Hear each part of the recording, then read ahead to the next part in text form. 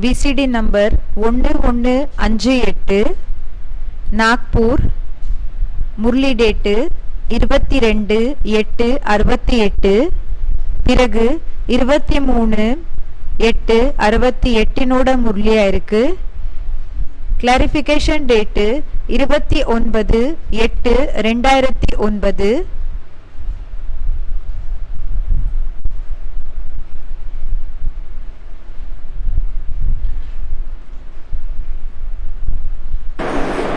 प्रातः क्लास चल रहा था 22/8/68 का. பிராத்தே கிளாஸ் மார்னிங் கிளாஸ் போயிட்டு இருந்தது. 22/8/68 चौथे पेज के मध्य में बात चल रही थी. 4வது பேஜினோட நடுவுல பேச்சு போயிட்டு இருந்தது.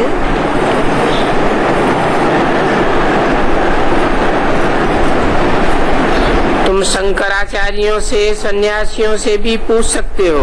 நீங்க சங்கராச்சாரிகள் பிறகு சன்னியாசிகள் கிட்டயும் கேட்கலாம். और बता सकते हो कि तुम्हारा धर्म तो अलग है. பிறகு சொல்லலாம் உங்களோட தர்மம் வேற இருக்குது.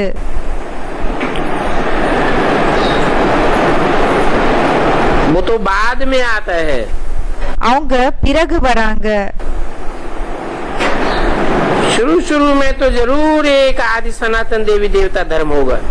ஆரம்பத்துல கண்டிப்பாக ஒரு ஆதி சனாதன் தேவி தேவதா தர்மம் இருக்கும்னு சொல்றாங்க. जब आदि सनातन देवी देवता धर्म था, எப்போ ஆதி சனாதன் தேவி தேவதா தர்மம் இருந்தது, तो और सभी धर्म मुक्ति में थे. அப்போ மத்த எல்லா தர்மங்கள் முக்தில இருந்தது. और ऐसे ही अभी भी होगा. பாபா சொல்றாங்க இப்போ இப்படிதான் ஆகும்னு சொல்றாங்க.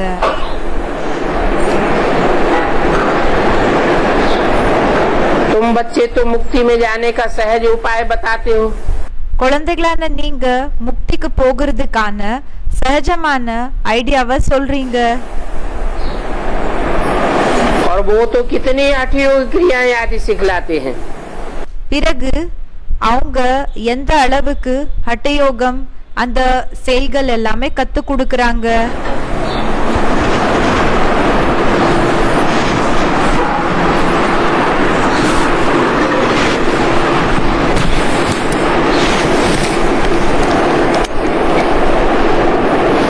उनका तो है ही हठयोग.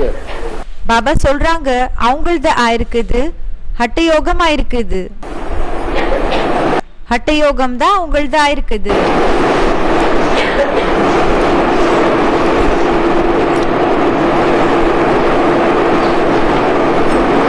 तुम तो मुक्ति में जाने के लिए बहुत सहज सहज बातें बताते हो. நீங்க முக்திக்கு போகிறதுக்காக ரொம்ப சகஜமான விஷயங்களை சொல்றீங்க.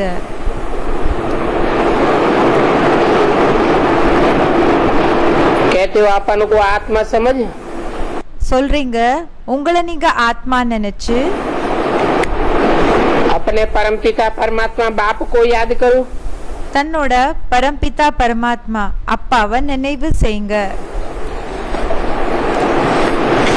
बाप भी कहते हैं मैं ही एवर पावन हूँ. அப்பாவும் சொல்றாங்க நான் தான் எவர் பாவன் ஆயிருக்கிறேன்.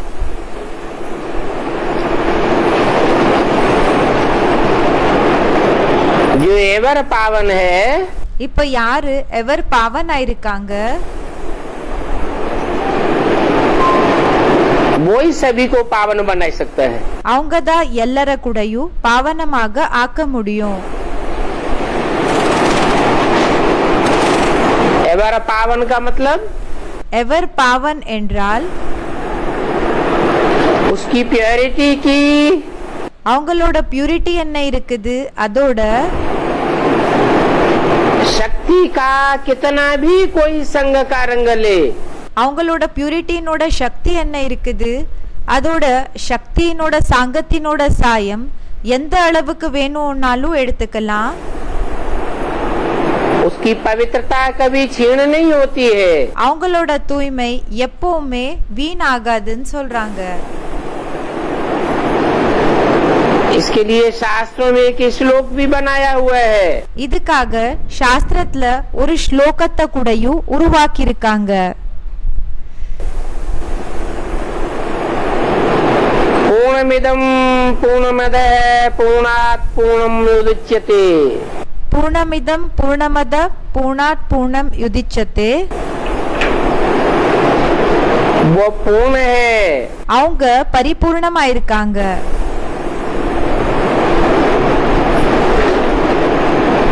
पूर्ण में से पूर्ण ले लिया जाए।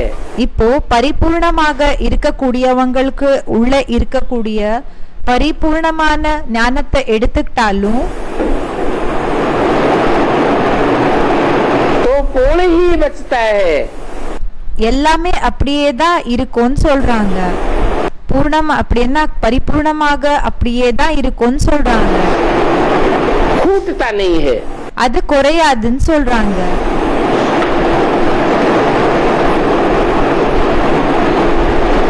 अर्थात அப்படின்னா वो एवर प्योर है। அவரு எவர் பியூர் ஆயிருக்காங்க. और इस दुनिया के जो भी मनुष्य मात्र हैं, चाहे धर्म पिताएं हों, மற்றபடி இந்த உலகத்துல யாரெல்லாம் மனிதர்கள் இருக்காங்க, இப்போ தர்ம பிதாக்களா இருக்கலாம், धर्मात्माएं हों, महात्माएं हों, தர்மாத்மாக்களா இருக்கலாம், இல்லன்னா மகாத்மாக்களா இருக்கலாம், वो सब संग के रंग में आने से அவங்க எல்லாருமே சாங்கத்தினோட சாயத்துல வர்றதுனால खूट जाते हैं। எல்லாமே குறைஞ்சிடுறாங்க. उनकी प्योरिटी அவங்களோட பியூரிட்டி समाप्त हो जाती है। எல்லாமே முடிஞ்சு போயிடுது. इसलिए அதனால जो संग के रंग में आकर के प्रभावित हो जाते हैं, யாரு சாங்கத்தினோட சாயத்துல வந்து பிரபாவித்தம் ஆயிடுறாங்க, नीचे गिर जाते हैं, கீழே விழுந்துடுறாங்க, वो औरों को पतित से पावन नहीं बना सकते। அவங்க மத்தவங்கள பतितர்ல இருந்து பாவனமாக ஆக்க முடியாது. स्वयं पतित होने वाला दूसरों को पावन कैसे बनावेगा? சுயம் யாரு பतित ஆகுறாங்களோ அவங்க மத்தவங்கள பாவனமாக எப்படி ஆக்க முடியும்?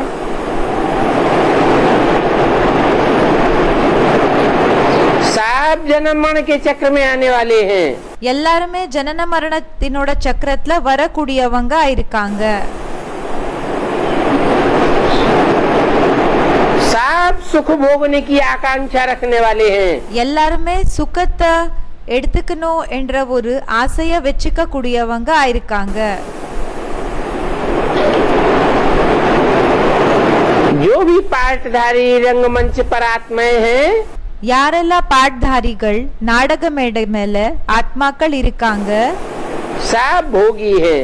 எல்லாருமே போகிகள் இருக்காங்க. शरीर से सुख भोगते भोगते சரீரத்திலிருந்து சரீரம் மூலமா சுகத்தை அனுபவம் செய்ய செய்ய आत्मा की शक्ति की क्षीणता होती रहती है। ஆத்மாவினோட சக்தி என்ன இருக்குதோ அது வீணாயிட்டே போகும்னு சொல்றாங்க. एक ही तुरीय शक्ति है सर्वशक्तिवान। ஒரே ஒரு தனிப்பட்ட சக்தி இருக்காங்க, அவங்க இருக்காங்க சர்வசக்திமான். जो इस सृष्टि पर आता भी है, யாரு இந்த சிருஷ்டிக்கு கூடயும் வராங்க, पतित दुनिया में आता है, பतित உலகத்துக்கு வராங்க, पतित से पतित तन में आता है, எல்லாத்தை விட பतितமான சரீரத்துல வராங்க. फिर भी ஆனாலும் उसकी पवित्रता की पावर அவங்களோட தூய்மையினோட பவர் कम नहीं होती है। குறையறதில்லன்னு சொல்றாங்க. जो जो आत्माएं उसके संग के रंग में आती हैं, யாரெல்லாம் ஆத்மாக்கள் அவங்களோட சாங்கத்தினோட சாயத்துல வராங்க, उनमें दिन दूनी रात चौगुनी அவங்களுக்குள்ள பகலுல 2 மடங்கு, இரவுல 4 மடங்கு, இப்படி पवित्रता बढ़ती ही जाती है। எப்படின்னா இந்த கணக்குல பவித்ரதா என்றது அதிகரிச்சுக்கிட்டே போகும்னு சொல்றாங்க.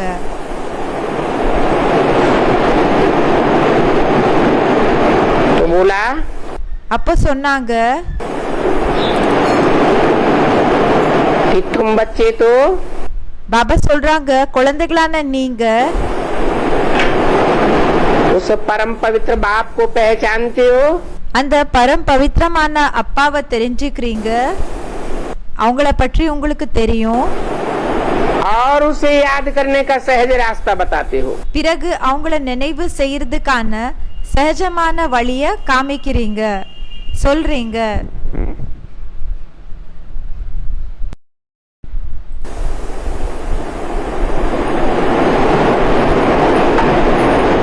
वो तो कठिन कर देते हैं, அவங்க கஷ்டமாக்கிடுறாங்கன்னு சொல்றாங்க.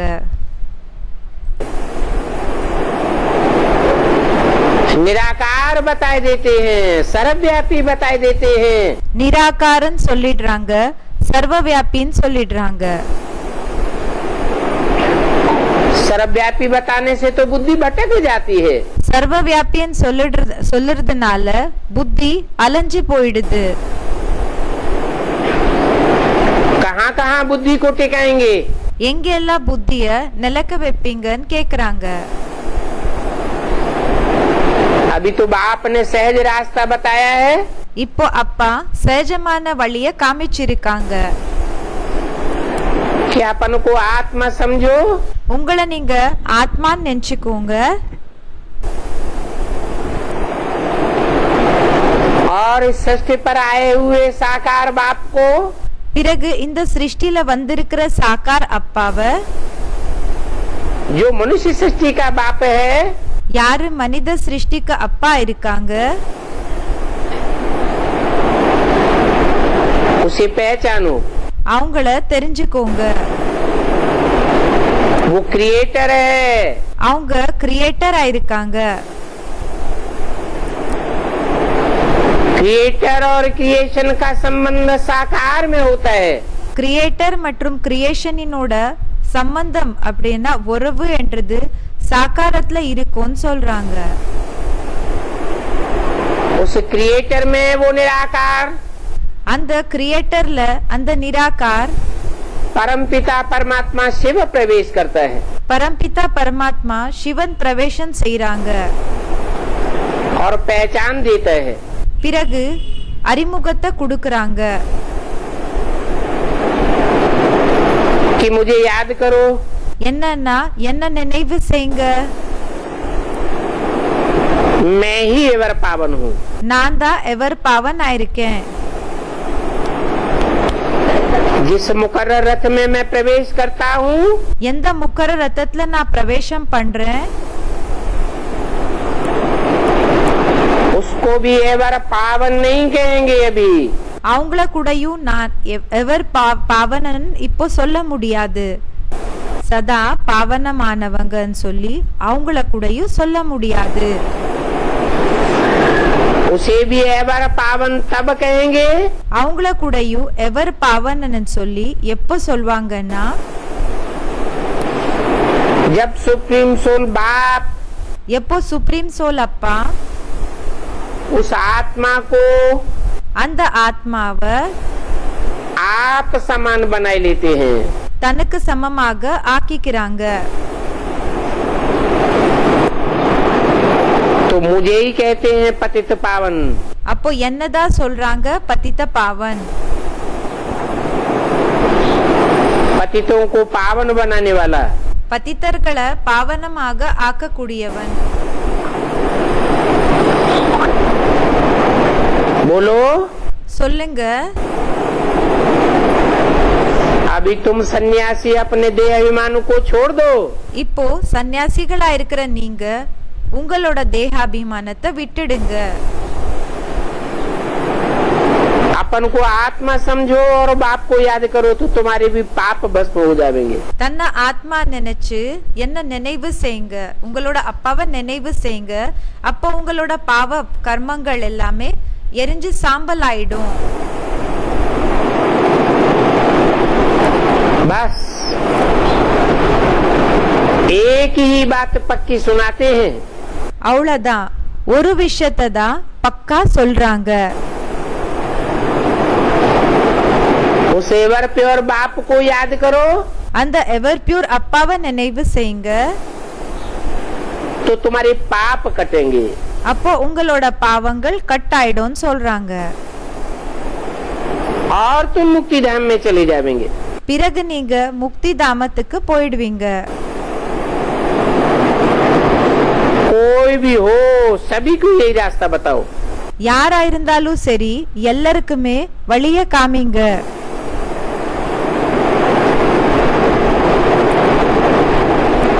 कोई मानेगा कोई नहीं मानेगा। இப்போ சிலரு ஏத்துக்குவாங்க, சிலரு ஏத்துக்காமலேயே இருக்கலாம். माने न माने, அவங்க ஏத்துக்கிட்டாலும் சரி ஏத்துக்காமலேயும் போலாம்.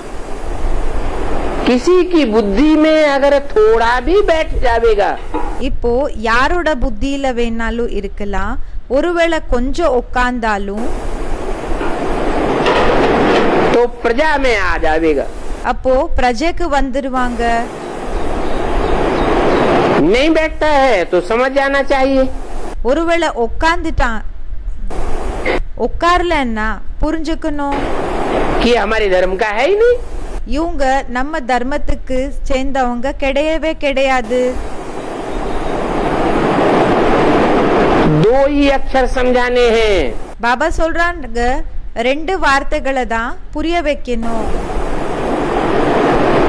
अलफ அலஃப் अर्थात अल्लाह। அப்படி என்ன அல்லாஹ். अल्लाह ऊंचे से ऊंचे को कहा जाता है। அல்லாஹ்னா உயர்ந்ததிலும் உயர்ந்தவங்களுக்கு சொல்லப்படுகிறது.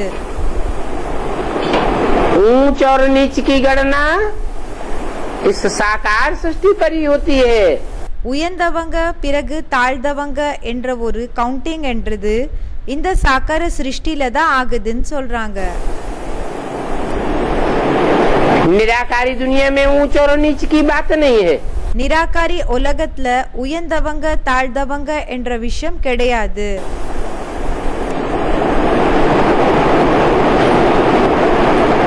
तो अलफ है ऊंचे से ऊंच, அப்போ அலஃபா இருக்காங்க உயர்ந்ததிலும் உயர்ந்தவர். और वो ऊंचे से ऊंच பிறகு அந்த உயர்ந்ததிலும் உயர்ந்தவர் इस सृष्टि पर आता है இந்த சிருஷ்டிக்கு வராங்க. तो ऊंचे से ऊंचा बादशाह बनाता है। அப்போ உயர்ந்ததிலும் உயர்ந்த பாட்ஷாஹ் அப்படின்னா ராஜா ஆக்குறாங்க.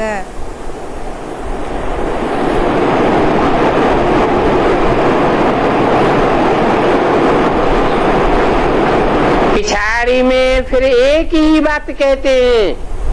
பிறகு கடைசிக்கு அப்பா ஒரு விஷயத்தை தான் சொல்றாங்க, मन मना भव। மன்மனா பவ. मेरे मन के संकल्पों में समझा। என்னோட மனதினோட சங்கல்பங்கள் என்ன இருக்குதோ அதுல ஒன்றிடுங்க. मैं निराकारी स्टेज वाला हूँ, நான் நிராகாரி ஸ்டேஜ்ல இருக்கக்கூடியவனா இருக்கேன். तू भी निराकारी बन जा। நீ கூடயும் நிராகாரி ஆயிடு. मैं इस निसंकल्प स्टेज वाला हूँ, நான் நிசங்கல்ப ஸ்டேஜ்ல இருக்கக்கூடியவனா இருக்கேன். तो मेरे को याद करते करते तू भी ऐसे ही बन सकता है। என்ன நினைவு செய்ய செய்ய நீ கூடயும் இப்படியே ஆயிடலாம். निराकारी बनेगा तो निर्विकारी बनेगा। நிராகாரி ஆனேன்னா நிர்விகாரி ஆயிடுவேன். फिर निरहंकारी भी कहा जाएगा। பிறகு நிரகங்காரியன் கூடயும் சொல்லப்படுவேன், ஆகுவேன். इसलिए एक ही बात बताते हैं कि माम एकम याद करो। அதனாலதான் ஒரே பேச்ச சொல்றாங்க, என்ன மட்டும் நினைவு செய். फिर जो जितना याद करे, பிறகு யார் எந்த அளவுக்கு நினைவு செய்றாங்களோ அந்த அளவுக்கு अपनी याद का मीटर देखते रहो. பாபா சொல்றாங்க, உங்களோட நினைவினோட மீட்டரை பார்த்துட்டு இருங்க. कि हमारी याद என்னன்னா நம்மளோட நினைவு அப்படின்னா நம்மளோட நினைவு कितनी सहज होती जाती है. எந்த அளவுக்கு சகஜம் ஆயிட்டே போகுது. याद में बैठता हूँ நினைவுல எப்போ உட்கார்றேனோ तो कितनी देर लगती है मुझे मन को एकाग्र करने में. மனச ஒருநிலைப்படுத்துறதுல எவ்வளவு நேரம் ஆகுது.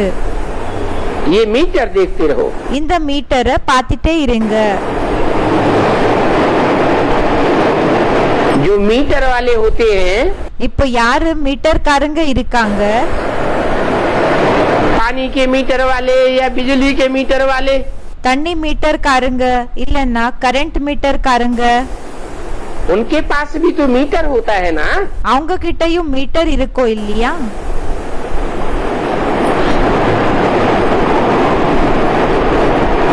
लंबाई को नापने वालों के पास भी मीटर होता है. இப்போ வைரம் எந்த அளவுக்கு அந்த லென்த் இருக்கோ இல்லையா, அத மெஷர் பண்ணக்கூடியவங்ககிட்டயும் மீட்டர் என்றது இருக்கும். तो जितने माइल्स का அந்த எந்த அளவுக்கு पता पड़ता जाता है, எத்தனை மைல்ஸ் பத்தி இன்ஃபர்மேஷன் கிடைக்குதோ मूड तो होता है ना. ஃபிக்ஸ் ஆயிட்டே இருக்கோ இல்லையா? तो तुमको तो बहुत थोड़ा समझना और समझाना है. பாபா சொல்றாங்க, உங்களுக்கு ரொம்ப கொஞ்சம் புரிஞ்சுக்கிறது, பிறகு புரிய வைக்கிற விஷயம் இருக்குது. तुम्हारा समय तो बहुत कीमती है. உங்களோட நேரம் ரொம்ப வேல்யூபிள் ஆயிருக்குது. बाप से वर्षा लेने के लिए அப்பா இடம் இருந்து சொத்தை எடுத்துக்கிறதுக்காக बार बार बाप को ही याद करना है. அடிக்கடி அப்பாவை தான் நினைவு செஞ்சுட்டு இருக்கணும். खुद याद करना है और दूसरों का कल्याण भी करना है. சுயம் நினைவு செய்யணும், பிறகு மத்தவங்களோட நன்மை கூடயும் பண்ணணும். समय नष्ट नहीं करना है. நேரத்தை வேஸ்ட் பண்ண கூடாது. ईश्वरीय सेवा में ஈஸ்வரிய சேவையில हड्डी हड्डी स्वाहा करनी है. ஒவ்வொரு எலும்பு கூடயும் ஸ்வாஹா பண்ணணும். इसके लिए दधीचि ऋषि का मिसाल दिया जाता है. பாபா சொல்றாங்க, இதுக்காக ததீச்சி ரிஷி இருக்காங்க இல்லையா, அவங்களோட உதாரணமா குடுக்கறாங்க.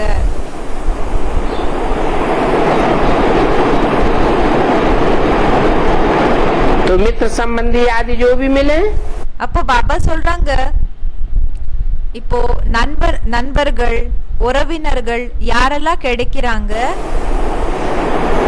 उनको बोलो அவங்களுக்கு சொல்லுங்க, कि हम तो सिर्फ एक ही बात सुनाते हैं. நாம வெறும் ஒரு விஷயத்தை தான் சொல்றோம். कि हम सब भाई भाई हैं. நாம எல்லாருமே சகோதரர்கள் ஆயிருக்கிறோம். सब एक पिता के बच्चे हैं. எல்லாருமே ஒரு அப்பாவோட குழந்தைகள் ஆயிருக்கிறோம்.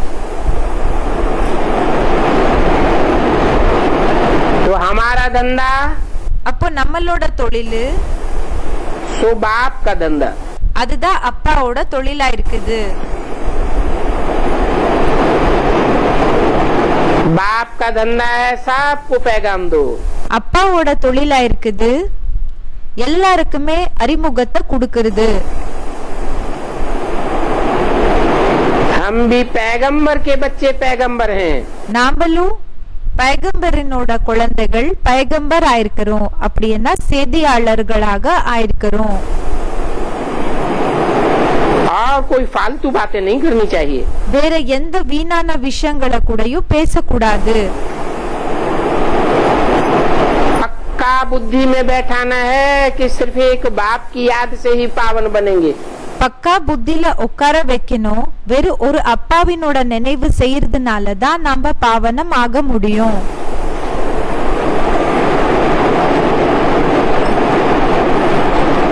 पावन धाम दो ही है, பாவனமான தாமம் ரெண்டு தான் இருக்குது.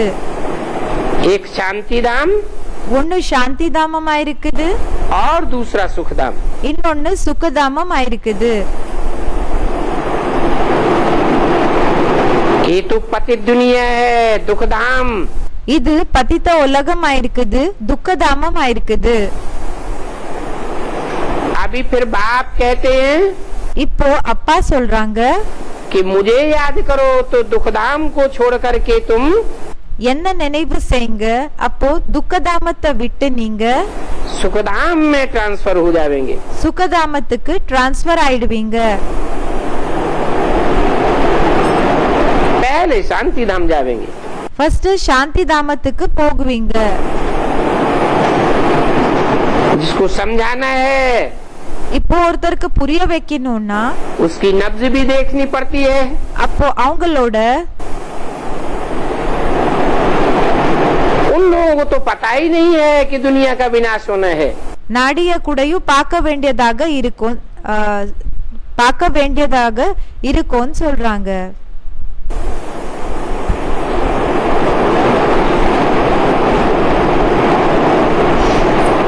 तो पहले ही मर जाएंगे। उन लोगों को तो पता ही नहीं है कि दुनिया का विनाश होना है। அவங்களுக்கு தெரியவே தெரியாது உலகத்தினோட விநாசம் ஆக போகுதுன்னு.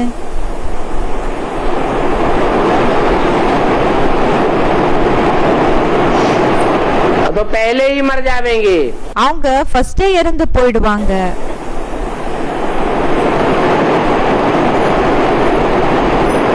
तुम्हारी बातें सुनने के लिए उनको फुर्सत ही नहीं है। உங்களோட விஷயங்களை கேக்குறதுக்காக அவங்க கிட்ட டைமே இல்ல. तो विनश्यंती हो जाते हैं। அப்போ வினசந்தி ஆயிடுறாங்க. तुम्हारी तो विजय निश्चित है। உங்களோட வெற்றி இது உறுதியாக இருக்குது. तुम्हारे अलावा உங்களை தவிர बाकी सब शांति धाम में चले जाएंगे। மற்றபடி எல்லாருமே சாந்தி தாமத்துக்கு போயிடுவாங்க. ओम शांति। ஓம் சாந்தி.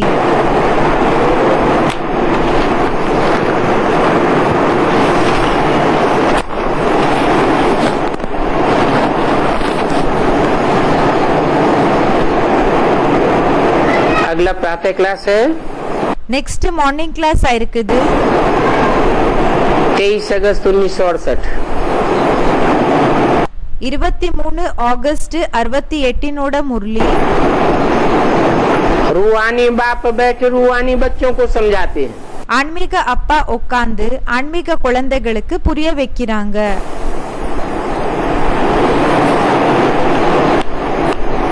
जब भी मुरली शुरू होती है எப்போல்லாம் முரளி ஸ்டார்ட் ஆகுதோ तो अक्सर करके ये बात क्यों बोलते हैं? அப்போ மோஸ்ட்லி பாபா இந்த விஷயத்த ஏன் சொல்றாங்க? பெரும்பாலும் இந்த விஷயத்த பாபா ஏன் சொல்றாங்க? क्यों याद दिलाते हैं? ஏன் ஞாபகப்படுத்துறாங்க? कि रूहानी बाप बैठ रूहानी बच्चों को समझाते हैं। ஆன்மீக அப்பா உட்கார்ந்து ஆன்மீக குழந்தைகளுக்கு புரிய வைக்கிறாங்க. इसलिए याद दिलाते हैं ஏன் ஞாபகப்படுத்துறாங்கன்னா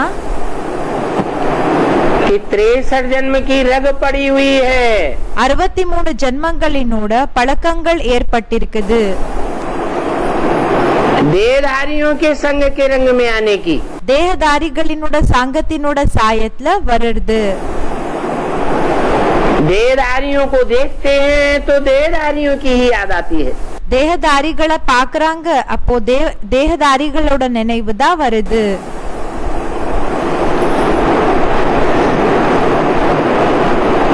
यहाँ तो दो बाप हैं। இங்க 2 அப்பாக்கள் இருக்காங்க.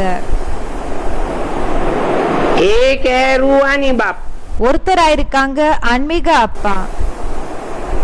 वो भी बेहद का है। அவங்க கூடயும் எல்லைக்கு அப்பாற்பட்ட அப்பா இருக்காங்க.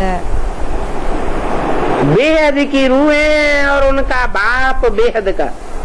எல்லைக்கு அப்பாற்பட்ட ஆத்மாக்கள், பிறகு அவங்களோட அப்பா எல்லைக்கு அப்பாற்பட்டவர், और वो रूहानी बाप பிறகு அந்த ஆன்மீக அப்பா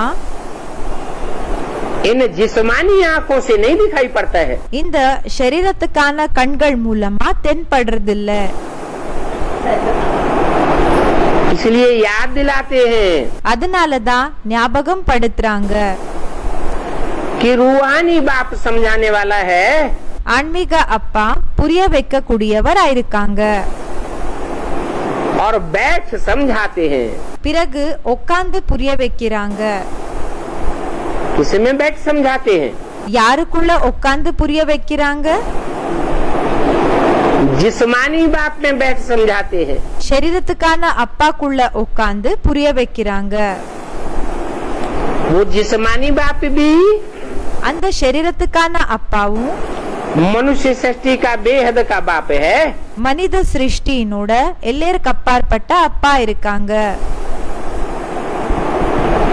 क्राइस्ट आदि धर्म पिताएं फिर भी கிரைஸ்ட் இவங்க எல்லாமே இந்த தர்ம பிதாக்கள் அப்படி பார்த்தோம்னா 150-200 करोड़ मनुष्य सृष्टि के बाप है। 150-500 கோடி ஆத்மாக்களுக்கு, மனித ஆத்மாக்களுக்கு 150-200 கோடி மனித ஆத்மாக்களுக்கு उनकी तो फिर भी हद है। அப்படின்னா அவங்களுக்கு அப்பா இருக்காங்க. அப்படி பார்த்தோம்னா அவங்களுக்கு ஒரு எல்லை இருக்குது. परंतु ஆனா जिस मुकर्रर रथ में परम पिता परमात्मा रूहानी बाप आते हैं, எந்த முக்கரர் ரத்தத்துல பரம்பிதா பரமாத்மா ஆன்மீக அப்பா வராங்க, वो तो सारी मनुष्य सृष्टि का बाप है। அவரு முழு மனித சிருஷ்டிக்கு அப்பா இருக்காங்க. परंतु ஆனா समझाने वाला புரிய வைக்க கூடியவங்க वो मनुष्य सृष्टि का बाप नहीं है, அவங்க மனித சிருஷ்டிக்கு அப்பா இல்ல, वो जिस्मानी बाप है। அவங்க சரீரத்துக்கான அப்பா இருக்காங்க. मनुष्यों को जिस्म होती है, மனிதர்களுக்கு சரீரம் என்றது இருக்கும். वो जिस्मों को पैदा करने वाला है। அவங்க சரீரத்துக்கு ஜன்மம் கொடுக்க கூடியவங்க இருப்பாங்க. जो जिस्मानी मनुष्य सृष्टि है, இப்போ சரீரத்துக்கான இந்த மனித சிருஷ்டி என்ன இருக்கு, उसका बीज बोने वाला बाप है। அதுக்கு விதைய விதைக்க கூடிய அப்பா இருக்காங்க. 500 करोड़ मनुष्य सृष्टि के 500 கோடி மனித சிருஷ்டிக்கு पहले पत्ते को भी जन्म देने वाला बाप है। ஃபர்ஸ்ட் இலைக்கு கூடயும் ஜென்ம கொடுக்க கூடிய அப்பா இருக்காங்க. परंतु वो समझाने वाला नहीं है। ஆனா அவரு புரிய வைக்க கூடியவங்க இல்ல. समझाने वाला புரிய வைக்க கூடியவர் रूहानी बाप है। ஆன்மீக அப்பா இருக்காங்க. बताते हैं சொல்றாங்க, कि मुझे ये बातें समझाने में मजा आता है। எனக்கு இந்த விஷயங்களை பற்றி புரிய வைக்கிறதுல மகிழ்ச்சி ஏற்படுதுன்னு சொல்றாங்க. इसको யாருக்கு? रूहानी बाप को ये रूहानी बातें समझाने में बहुत मजा आता है। ஆன்மீக அப்பாக்கு இந்த ஆன்மீக விஷயங்களை புரிய வைக்கிறதுல ரொம்ப மகிழ்ச்சி என்றது ஏற்படுது.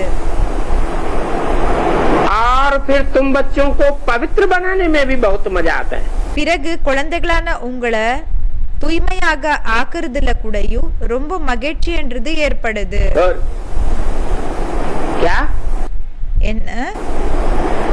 जितना जितना मैं तुम बच्चों के संसर्ग संपर्क संबंध में आता जाता हूँ, எந்த அளவுக்கு நான் குழந்தைகளான உங்களோட தொடர்புல கனெக்ஷன்ல வந்துட்டே இருப்பேனோ, और जितना जितना तुम बच्चे मेरे को लगाव पूर्वक याद करते हो, பிறகு எந்த அளவுக்கு குழந்தைகளான நீங்க என்ன ஈர்ப்போட நினைவு செய்றீங்க, ஈடுபாடோட நினைவு செய்றீங்களோ, उतना तुम पवित्र அந்த அளவுக்கு நீங்க தூய்மை बनते जाते हो। ஆயிட்டே போகுவீங்க. इसलिए ही कहते हैं அதனாலதான் சொல்றாங்க, कि पतित पावन बाप को याद करो, பதித்த பாவன் அப்பாவை நினைவு செய்யுங்க. पतितों को पावन बनाने वाला பதித்தர்களை பாவனமாக ஆக்கக்கூடிய वो निराकार रूहानी बाप है. அவங்க निराकार ஆன்மீக அப்பா இருக்காங்க. जब गाते हैं पतित पावन எப்போ பாடுறாங்களோ பதித்த பாவன் सीताराम, பதித்த பாவன் சீதாராம், तो गाने वाले भक्तों की बुद्धि साकार की ओर चली जाती है. அப்போ பாடக்கூடிய பக்தர்களினோட புத்தி சாக்கார பற்றி போயிடுதா, या रूहानी बाप की ओर जाती है. இல்லன்னா ஆன்மீக அப்பா பற்றி போகுதா? तो ये बात तो झूठी हो गई. அப்போ இந்த விஷயம் பொய் ஆயிடுச்சு. क्या? என்ன? कि राम और सीता पतितों को ராமர் மற்றும் சீதா பதித்தர்களை पावन बनाने वाले हैं. பாவனமாக ஆக்கக்கூடியவங்க. बाप भी बार बार समझाते हैं, அப்பாவும் அடிக்கடி புரிய வைக்கிறாங்க, तुम सब सीताएं हो. நீங்க எல்லாருமே சீதாக்களா இருக்கீங்க. चाहे मेल हो இப்போ அவங்க மேலா இருக்கலாம், அப்படின்னா ஆணா இருக்கலாம், और चाहे இல்லன்னா फीमेल हो. பெண்ணா இருக்கலாம். सब रावण की जेल में हो. எல்லாருமே ராவணனோட ஜெயில இருக்கக்கூடியவங்க இருக்கீங்க. अच्छा, அச்சா, उसमें प्रजापिता आ गया कि नहीं आ गया? அதுல பிரஜாபிதா வந்துட்டாங்களா இல்லையா? है? क्या अलग कर दिया? இல்லன்னா செப்பரேட் பண்ணிட்டீங்களா? वो भी आ गया. அவங்களும் வந்துட்டாங்க. वो भी रावण की जेल में आता है कि नहीं आता है?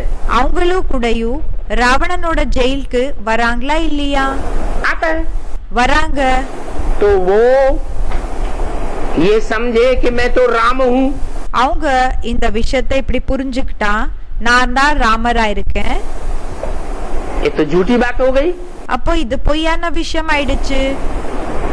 परम पिता परमात्मा शिव ज्योति बिंदु रूहानी बाप के सामने பரம்பிதா பரமாத்மா रूहानी ஜோதி பிந்து சிவனுக்கு முன்னாடி वो भी क्या है? அவரு கூட என்ன இருக்காங்க? सीता है या राम है? சீதா இருக்காங்களா இல்லன்னா ராமரா இருக்காங்களா? वो भी सीता है. அவரு கூடயும் சீதா இருக்காங்க. फिर राम कौन है? அப்போ பாபா கேட்டுட்டு இருக்காங்க, ராமர் யாரு? निराकार राम है. நிராகார் ராமரா இருக்காங்க. निराकार का मतलब क्या? நிராகாரன்னா என்ன அர்த்தமா இருக்குது? निराकार का मतलब நிராகார் என்றால் जो इन आँखों से देखने में யாரு இந்த கண்களால பாக்குறதுக்கு नहीं आता है. அவங்க தென்படுறது இல்ல. वो निराकार बाप शिव ज्योति बिंदु அந்த நிராகார் அப்பா शिव ज्योति बिंदु उनका नाम शिव ही है. அவரோட பேரு சிவந்தா இருக்காங்க, சிவந்தா இருக்கு. वो नाम कभी भी அவங்களோட பேரு எப்பவுமே बदलता नहीं है. மாறுறது கிடையாது. फिर ये राम नाम कहाँ से आ गया? அப்போ இந்த ராமர் என்ற பேரு எங்கிருந்து வந்தது? है? शास्त्रों में जो भी नाम है சாஸ்திரத்துல ஏதெல்லாம் பேருகள் இருக்குது, इस आधार पर है. அது எந்த ஆதாரப்படி கிடைச்சிருக்குது? काम के आधार पर है. செயல்களினோட ஆதாரப்படி பேர் கிடைச்சிருக்கு. वो शिव அந்த சிவன் काम करता है या करता है? வேலைய செய்யறாங்களா இல்லன்னா அக்கர்த்தா இருக்காங்களா? है? வேலைக்கு என்ன வேலைகள் இருக்கு இல்லையா, அதை விட அப்பாற்பட்டவர். वो तो करता है. அவரு அக்கர்த்தா இருக்காங்க. बिंदु क्या काम करेगा? பிந்து என்ன வேலைய செய்வாங்க? बिंदु कोई काम नहीं करता. பிந்து என்ன வேலையும் செய்யறதில்ல. जब वही बिंदु எப்ப அந்த பிந்து தான் साकार में प्रवेश करता है சாகாரத்துல பிரவேசம் செய்றாங்க, तो அப்போ काम करता है। அப்போ வேலையை செய்றாங்க. क्या काम करता है? என்ன வேலையை செய்றாங்க? उसका मुख्य काम क्या है? அவரோட முக்கியமான வேலை என்ன இருக்குது? पतितों को पावन बनाना। பதித்தர்களை பாவனமாக ஆக்குறது. तो सब पतितों को एक साथ पावन बनाता है या नंबरवार बनाता है? அப்போ எல்லா பதித்தர்களை ஒரே டைம்ல பாவனம் ஆக்குறாங்களா இல்லைன்னா நம்பர் வாராக ஆக்குறாங்களா? जो पतित आत्माएं எந்த பதித்த ஆத்மாக்கள் पहले पहले पावन बनती हैं, ஃபர்ஸ்ட் பாவனம் ஆகுறாங்க, वो बाप से राजयोग सीखने वाली आत्माएं हैं। அவங்க அப்பா இடம் இருந்து ராஜயோகத்தை கத்துக்க கூடிய ஆத்மாக்கள் ஆயிருக்காங்க. राजयोगी हैं, ராஜயோகிகள் ஆயிருக்காங்க. हठ योगी नहीं है। ஹட்டயோகிகள் கிடையாது. उन राजयोगियों में அந்த ராஜயோகிகளுக்குள்ள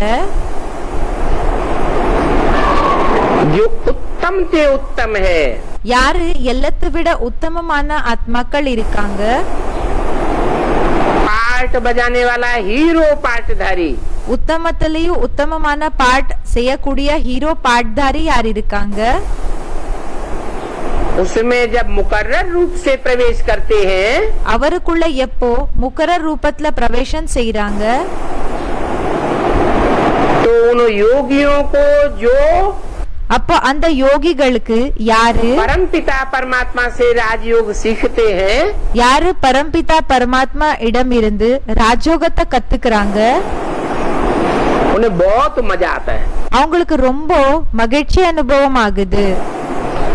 जितना बाप को पतितों को पावन बनाने में मजा आता है, எந்த அளவுக்கு அப்பாக்கு பதித்தர்களை பாவனமாக ஆக்குறதுல மகிழ்ச்சி அனுபவம் ஆகுதோ उतना उन योगियों को भी அந்த அளவுக்கு அந்த யோகிகளுக்கு கூடயும் सहज राजयोग सीखते समय சகஜ ராஜயோகத்தை கத்துக்கிற நேரத்துல बहुत आनंद आता है। ரொம்ப ஆனந்தம் அனுபவம் ஆகுது. कोई कहते हैं हमारा तो योग ही नहीं लगता, சிலர் சொல்றாங்க நமக்கு யோகமே ஏற்படுறதில்ல, हमें तो बहुत कठिनाई होती है, நமக்கு ரொம்ப கஷ்டமாகுது, बहुत परेशानी होती है, हमें तो ரொம்ப கஷ்டமாகுது, தொல்லை அனுபவம் ஆகுது, चेहरा भी नहीं याद आता। நமக்கு அப்பாவோட முகம் கூடயும் நினைவு வர்றதில்ல.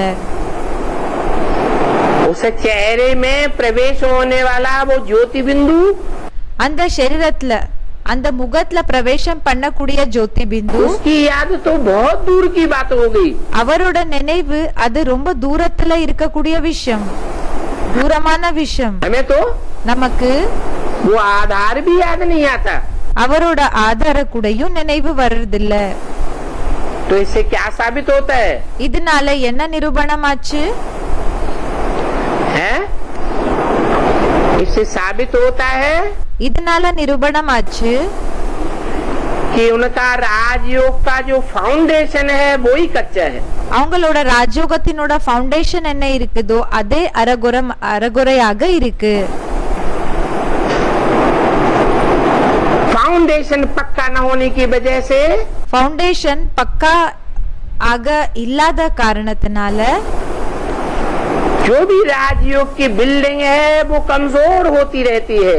எதுல ராஜயோகத்தினோட பில்டிங் இருக்குதோ அது வீக் ஆயிட்டே இருக்கும்னு சொல்றாங்க. जो आत्मा जिस समय ज्ञान में आई, எந்த ஆத்மா எந்த நேரத்துல ஞானத்துக்கு வருதோ बाप को पहचाना, அப்பாவை தெரிஞ்சுக்கிட்டாங்க, उसी समय जो जितने अलर्ट हो जाते हैं அந்த நேரத்திலேயே யாரு எந்த அளவுக்கு அலர்ட் ஆயிடுறாங்களோ तो उनको बहुत आनंद आता है। அப்ப அவங்களுக்கு ரொம்ப ஆனந்தம் அனுபவம் ஆகுது.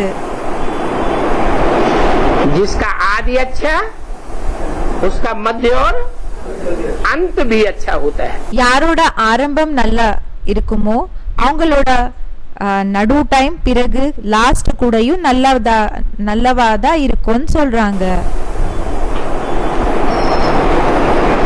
फिर भी कहते हैं सर्व का सदगति दाता एक ही बाप है। ஆனாலும் சொல்றாங்க அனைவருக்குமே சத்கதிய கொடுக்கக்கூடிய அப்பா.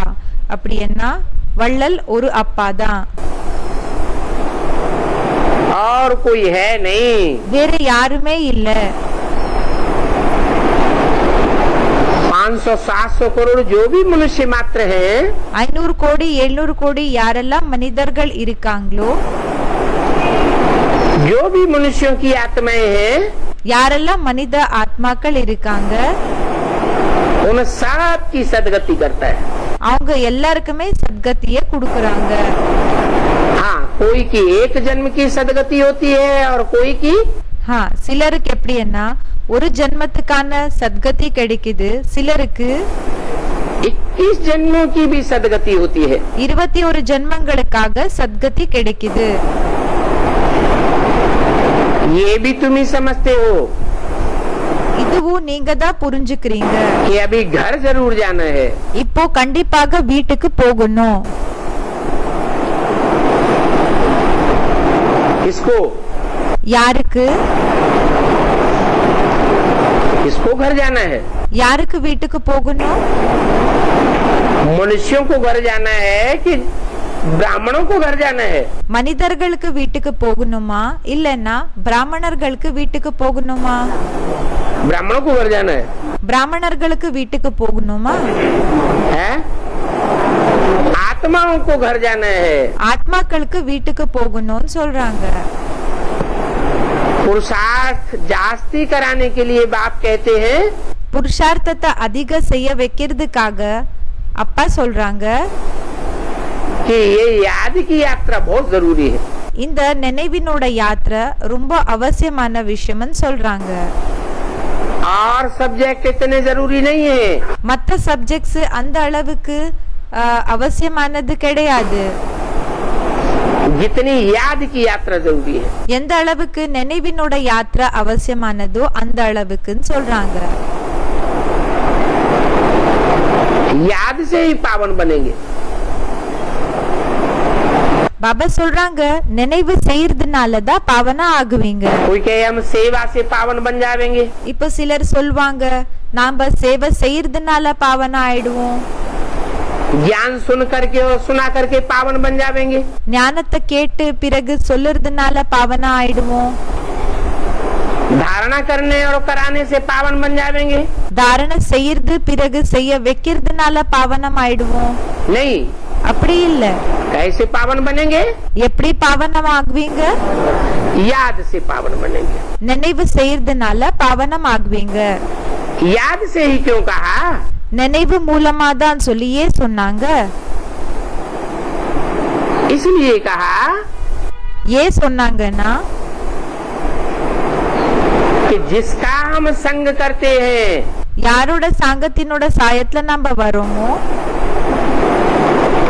इंद्रियों से, இந்திரியங்கள் மூலமா, चाहे वो ज्ञान इंद्रियां हो चाहे कर्म इंद्रियां हो, இப்போ அது ஞானேந்திரியங்களா இருக்கலாம் இல்லன்னா கர்மேந்திரியங்களா இருக்கலாம். मान लो किसी को आंखों से देखते हैं, ஃபார் எக்ஸாம்பிள் பாபா சொல்றாங்க கண்களால நீங்க யாரையோ பார்த்தீங்க, तो याद नहीं आवेगा? அப்போ நினைவு வராதா? याद आवेगा। நினைவு வரும். तो याद का कनेक्शन है। அப்ப பாபா சொல்லிட்டு இருக்காங்க நினைவினோட கனெக்ஷன் இருக்கு. जितना प्रैक्टिकल जीवन में संग का रंग लगता है, எந்த அளவுக்கு பிராக்டிக்கல் வாழ்க்கையில சாங்கத்தினோட சாயம் ஏறுதோ उतनी याद जरूर आती है। அந்த அளவுக்கு நினைவு என்றது கண்டிப்பாக வரும்னு சொல்றாங்க. और संग का रंग भी பிறகு சாங்கத்தினோட சாயம் கூடயும் अगर अटैचमेंट पूर्वक है, அது ஒருவேளை ஈடுபாடு கூட இருக்குது அப்படின்னா அட்டாச்மெண்ட் இருக்குது அதுலன்னா, तो याद और ही जास्ती आवेगी। அப்போ நினைவு இன்னமும் அதிக வரும்னு சொல்றாங்க. अटैचमेंट कहीं दूसरी जगह लगा हुआ है। அட்டாச்மெண்ட் ஒருவேளை மத்த இடத்துல இருக்குது. संग बल शरीर के साथ है, சங்கம் பலே சரீரம் மூலமா இருக்குது. சரீர கூட தொடர்புன்றது இருக்குது. कंधे पर चढ़े हुए हो, தோள் மேல ஏறி உட்கார்ந்து இருக்காங்க. सरेंडर ही हो गए हो, சரண்டரே ஆயிருக்காங்க. लेकिन बुद्धि कहीं, मन बुद्धि कहीं दुनिया में, बाहर की दुनिया में दूसरी ओर लगी हुई है। ஆனா புத்தி மன புத்தி வெளி உலகத்துல வேற இடத்துல இருக்குதுன்னா तो संग का रंग लगेगा? அப்போ சாங்கத்தினோட சாயம் என்றது ஏற்படுமா? नहीं लगेगा। ஏற்படாதுன்னு சொல்றாங்க. और गहरी याद आवेगी? பிறகு பாபா கேட்டுட்டு இருக்காங்க, ஆழமான நினைவு வருமா? है? नहीं आवेगी। வராது. इसलिए बताया அதனாலதான் சொன்னாங்க, कि याद से ही पावन बनेंगे। நினைவுனாலதான் பாவனம் ஆகுவீங்க. और याद में भी பிறகு நினைவுலயும் जितनी अव्यभिचारी याद होगी, எந்த அளவுக்கு விபிச்சாரம் இல்லாத நினைவு இருக்குமோ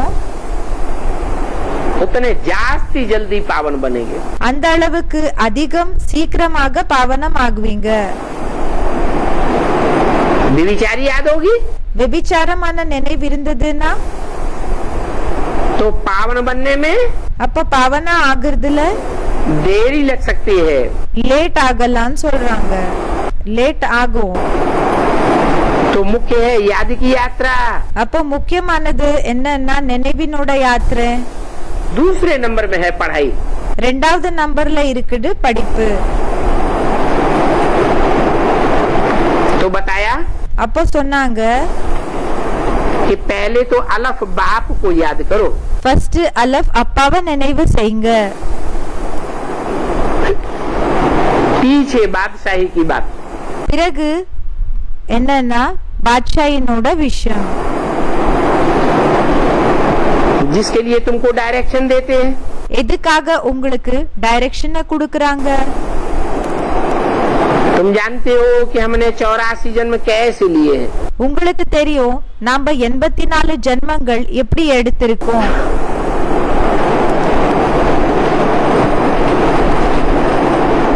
इस बात पर विचार करना है। இந்த விஷயத்தை பற்றி விசாரசாகர மந்தனத்தை செய்யணும். फिर तुम जान जावेंगे कि तमो प्रधान से सतो प्रधान कैसे बनना है। பிறகு நீங்க தெரிஞ்சுக்குவீங்க தமோ பிரதானத்திலிருந்து சத்தோ பிரதானமாக எப்படி ஆகுறது. जैसे ऊंची देवताई स्टेज से नीचे उतर करके எப்படி உயர்ந்த தேவதையினோட ஸ்டேஜ்ல இருந்து மேலிருந்து இறங்கி கீழே राक्षसी स्वभाव वाले बने, ராட்சசி ஸ்வபாவத்தினர்களாக ஆனீங்களோ ऐसे ही அதே மாதிரிதான் नीचे फिर ऊंच बनने के लिए கீழே இருந்து மேல போகிறதுக்காக क्या करना पड़ेगा? என்ன செய்ய வேண்டியதாக இருக்கும்? है? अरे नीचे गिरे हैं अनेकों की याद से। அரே கீழே விழுந்திருக்கீங்க நிறைய பேரினோட நினைவுனால. अनेकों के संसर्ग संपर्क संबंध में நிறைய பேரினோட சம்பந்தம் பிறகு சம்சர்க்கத்துல வந்து जन्म जन्मांतर ஜென்ம ஜென்மாந்தரத்துல வந்து आते रहे, வந்துட்டே இருந்தீங்க. तो नीचे गिर गए। அப்போ கீழே விழுந்துட்டீங்க. अब क्या करें? இப்போ என்ன செய்யறது? अब जो एक ऊंचे ऊंचे बाप का हमको परिचय मिला है, जाना है, இப்போ ஒருத்தர் உயர்ந்ததிலும் உயர்ந்தவர் யாரோட இப்போ நமக்கு இந்த माना है, தெரிஞ்சுக்கிட்டீங்க, ஏத்துக்கிட்டீங்க, स्वीकार किया है, அத ஏத்துக்கிட்டீங்க. उस एक बाप की याद में अगर हम टिकेंगे, அந்த ஒரு அப்பாவோட நினைவுல நாங்க ஒருவேளை நிலைச்சோம்னா, टिकने का पुरुषार्थ करेंगे, நிலைக்கிற புருஷார்த்தத்தை செஞ்சோம்னா तो तमो प्रधान से सतो प्रधान அப்ப தமோ பிரதானத்திலிருந்து சத்தோ பிரதானமாக जरूर बनेंगे। கண்டிப்பாக ஆகுவோம். प्रधान बनेंगे, சத்தோ பிரதான ஆனீங்கன்னா फिर सतो प्रधान से फिर तमो प्रधान बनेंगे। சத்தோ பிரதானத்திலிருந்து மறுபடியும் தமோ பிரதானமாக ஆகுவீங்க। ऐसे नहीं कि एक बार सीढ़ी चढ़ गए அப்படி கிடையாது, ஒரு தடவை ஏணிப்படிய ஏறிட்டீங்க तो फिर सदा काल चढ़े ही रहेंगे। அப்போ சதா காலத்துக்காக மேலதான் ஏறி இருப்பீங்க। नहीं, அப்படி இல்ல, फिर उतरना भी है। பிறகு கீழே கூடயும் இறங்க வேண்டியதாக இருக்கும்। अब फिर तमो प्रधान से सतो प्रधान बनना है। இப்போ மறுபடியும் தமோ பிரதானத்திலிருந்து சத்தோ பிரதானமாக ஆகணும்। अभी लक्ष्य क्या है? இப்போ லட்சியம் என்ன இருக்குது? है? अभी दोनों ही लक्ष्य हैं இப்போ ரெண்டு கூடயும் லட்சியம் இருக்குதா या एक लक्ष्य है? இல்லன்னா ஒரு லட்சியம் இருக்குதா? है? तमो प्रधान से सतो प्रधान बनने का लक्ष्य है। தமோ பிரதானத்திலிருந்து சத்தோ பிரதானம் ஆகிறதுக்கான லட்சியமா இருக்குது। दूसरा लक्ष्य तो नहीं है। இன்னொரு லட்சியம் ஒண்ணும் இல்லையா? क्या? என்ன? कि सतो प्रधान बनकर फिर तमो प्रधान भी बनना है। சத்தோ பிரதானம் ஆகி பிறகு தமோ பிரதானமும் ஆகிறது। कोई कोई ऐसे भी है பாபா சொல்றாங்க, சில பேர் இப்படியும் இருக்காங்க। जो बार बार बोलते हैं யாரு அடிக்கடி சொல்றாங்க भक्ति से नीचे उतरना होता है। பக்தியிலிருந்து கீழே இறங்க வேண்டியதாக இருக்கும்। भक्ति नहीं करेंगे तो ज्ञान कैसे मिलेगा? பக்தி பண்ணலன்னா ஞானம் என்றது எப்படி கிடைக்கும்? भक्ति पूरी होगी எப்போ பக்தி கம்ப்ளீட் ஆகுமோ तभी तो भगवान की पूरी पहचान होगी। அப்பதானே பகவானோட முழுமையான அந்த அறிமுகம் என்றது கிடைக்கும்। तो बुद्धि में क्या बैठा हुआ है? அப்போ பாபா கேட்டுட்டு இருக்காங்க, புத்தில என்ன உட்கார்ந்து இருக்குது? नीचे उतरना है या चढ़ना है? கீழே இறங்கணுமா இல்லன்னா மேலே ஏறணுமா? तो नीचे उतरने वाली बात हो गई। இது கீழே இறங்குற விஷயம் ஆயிடுச்சு। नहीं, அப்படி இல்ல, अभी तो हमें पक्का पक्का नीचे से ऊपर चढ़ना है। இப்ப நமக்கு பக்கா பக்கா கீழே இருந்து மேலே ஏறணும்னு சொல்றாங்க। चढ़ती कला में जाना है, उतरती कला की तो ஏறுங்கல்ல போகணும், பிறகு இறங்குங்கல்ல வர விஷயம் बात ही नहीं। भला माया हमारा पीछा नहीं छोड़ती है। பாபா சொல்றாங்க, பலே மாயா நம்மள விடுறது இல்ல। माया तो हमको नीचे गिराती है, மாயா நம்மள கீழே விழ வைக்குது। परंतु हमारा लक्ष्य से क्या है? ஆனா நம்மளோட லட்சியம் வெறும் என்ன இருக்குது? पतित से पावन बनना है। பतितரிலிருந்து பாவனமாக ஆகிறது। क्योंकि हम बेहद के बाप के बच्चे बने हैं। ஏன்னா நாம எல்லாருக்கும் அப்பாற்பட்ட அப்பாவோட குழந்தைகள் ஆயிருக்கிறோம்। जब उतरते हैं எப்போ இறங்குறீங்களோ तो बेहद के बाप का हमको ज्ञान அப்போ எல்லாருக்கும் அப்பாற்பட்ட அப்பாவினோட ஞானம் होता ही नहीं। அது ஆகிறதே இல்ல। और अभी பிறகு இப்போ तो हमको बेहद के बाप का ज्ञान है। இப்போ நமக்கு எல்லாருக்கும் அப்பாற்பட்ட அப்பாவோட ஞானம் இருக்குது।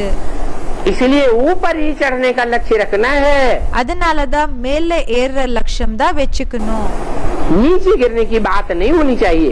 கீழே இறங்குற விஷயங்கள் இருக்க கூடாது। और ये भी जानते हो कि बाप तो एवर पवित्र है।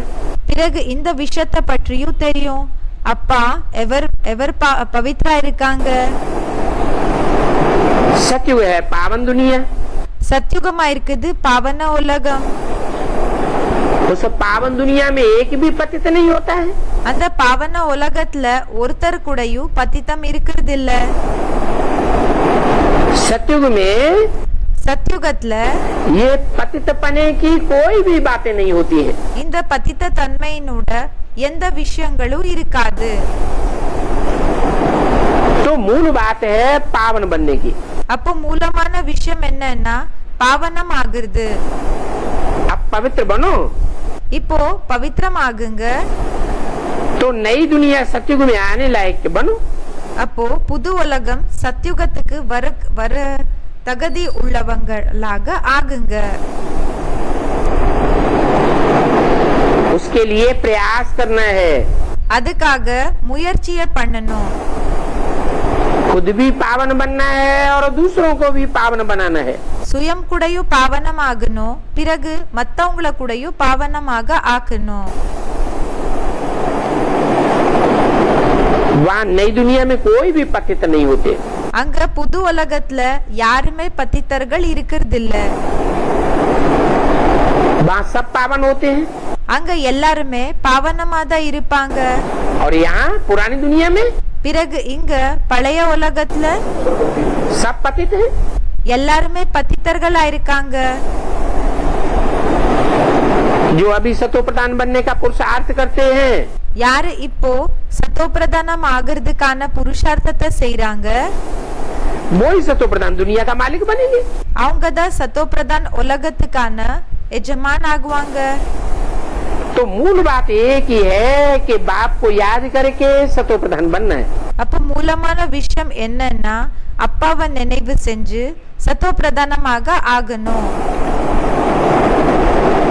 बाप कोई जास्ती मेहनत नहीं देते हैं। அப்பா அதிகம் ஒண்ணு உழைப்பு சொல்லுறதில்ல. सिर्फ कहते हैं कि अपन को आत्मा समझो। வெறும் சொல்றாங்க உங்களை நீங்க ஆத்மா நினைச்சுக்கோங்க. बार बार कहते हैं। அடிக்கடி சொல்றாங்க. तो पहले पहले यही सबक पक्का करो। அப்போ ஃபர்ஸ்ட் இந்த ஒரு பாடம் என்ன இருக்குதோ இதுதான் பக்கா பண்ணிக்கோங்க. कि हम देह नहीं है, நாம தேகம் கிடையாது, हम आत्मा हैं। நாம ஆத்மா இருக்கிறோம். बस जो बड़े आदमी होते हैं அவ்வளவுதான். இப்ப யாரு பெரிய ஆளாக இருப்பாங்களோ जास्ती नहीं पढ़ाते हैं। அதிக ஒண்ணு படிக்க வைக்கிறது இல்ல. जितना बड़ा प्रोफेसर होगा எவ்வளவு பெரிய ப்ரொஃபஸராக இருப்பாங்களோ सारा दिन पढ़ाता होगा कि 1-2 घंटा लेगा। முழு நாள் படிக்க வச்சுட்டே இருப்பாங்களா, இல்லன்னா 1 மணி நேரம் 2 மணி நேரம் படிக்க வைப்பாங்களா? थोड़ा पढ़ाता है। கொஞ்சம் படிக்க வைப்பாங்க. 2 अक्षरों में सारा समझाई देते हैं। 2 வார்த்தைகள்ல எல்லாமே புரிய வச்சிடுறாங்க. बड़े आदमी को तकलीफ ज्यादा नहीं दी जाती है। பெரிய ஆளுக்கு கஷ்டம் ஒன்றும் அதிகம் கொடுக்கப்படுகிறதில்ல. ये भी तुम जानते हो இதுவும் உங்களுக்கு தெரியும். कि सतो प्रधान से तमो प्रधान बनने में भी कितने जन्म लग गए। சத்தோ பிரதானத்திலிருந்து தமோ பிரதானம் ஆகிறதுல எவ்வளவு ஜென்மம் ஆயிடுச்சு? है? कौन बताएगा कितने जन्म लग गए? யார் சொல்வீங்க எத்தனை ஜென்மங்கள் ஆயிடுச்சு? है? कोई एक हाथ उठा के बता दो कितने जन्म लग गए। ஒருத்தர் கையை தூக்கிட்டு சொல்லுங்க எத்தனை ஜென்மங்கள் ஆயிடுச்சு? है 63 जन्म। 63 ஜென்மங்களா? अच्छा அச்சா, 63 जन्मों से पहले जो 21 जन्म हुए 63 ஜென்மங்களுக்கு முன்னாடி 21 ஜென்மம் என்ன இருந்தது? उनमें नीचे नहीं गिरे, அதுல கீழே வீழலையா? कलाएं कम नहीं हुई கலைகள் கம்மி ஆகலையா? है? तो ये कैसे कह सकते हैं அப்போ இந்த விஷயம் எப்படி சொல்ல முடியும்? कि सिर्फ 63 जन्म ही लगे? 63 ஜென்மங்கள் தான் ஆச்சுன்னு சொல்லி எப்படி சொல்ல முடியும்? अरे सतो प्रधान पहले जन्म में होते हैं அரே சத்தோ பிரதானம் ஃபர்ஸ்ட் ஜென்மத்துல இருப்பாங்களா, या त्रेता के अंतिम जन्म में भी सतो प्रधान होते हैं? இல்லன்னா திரேதா யுகத்தினோட கடைசி ஜென்மத்திலயும் சத்தோ பிரதானமாக இருப்பாங்களா? सत्युग के अंत में सतो प्रधान के हैं? சத்யுகத்தினோட கடைசி நேரத்துல சத்தோ பிரதானம் சொல்ல முடியுமா? है? नहीं। இல்ல. तो प्रश्न ये है कि सतो प्रधान से तमो प्रधान बनने में அப்போ क्वेश्चन என்னன்னா சத்தோ பிரதான் தமோ பிரதானத்திலிருந்து தமோ பிரதானம் ஆகுறதுல कितने जन्म लगे? எத்தனை ஜென்மங்கள் ஆச்சு? 84 जन्म लगे। 84 ஜென்மங்கள் ஆச்சு. 63 जन्म नहीं कहेंगे, 63 ஜென்மங்கள்னு சொல்ல முடியாது. 84 जन्म लगे हैं। 84 ஜென்மங்கள் ஆச்சு. सतो प्रधान से तमो प्रधान बनने में कितना टाइम लगता है? சத்தோ பிரதானத்திலிருந்து தமோ பிரதானம் ஆகுறதுல எத்தனை வருஷங்கள் ஆகுது? எத்தனை ஜென்மங்கள் ஆச்சு? वही அதேதான் 84 जन्म, 5000 साल.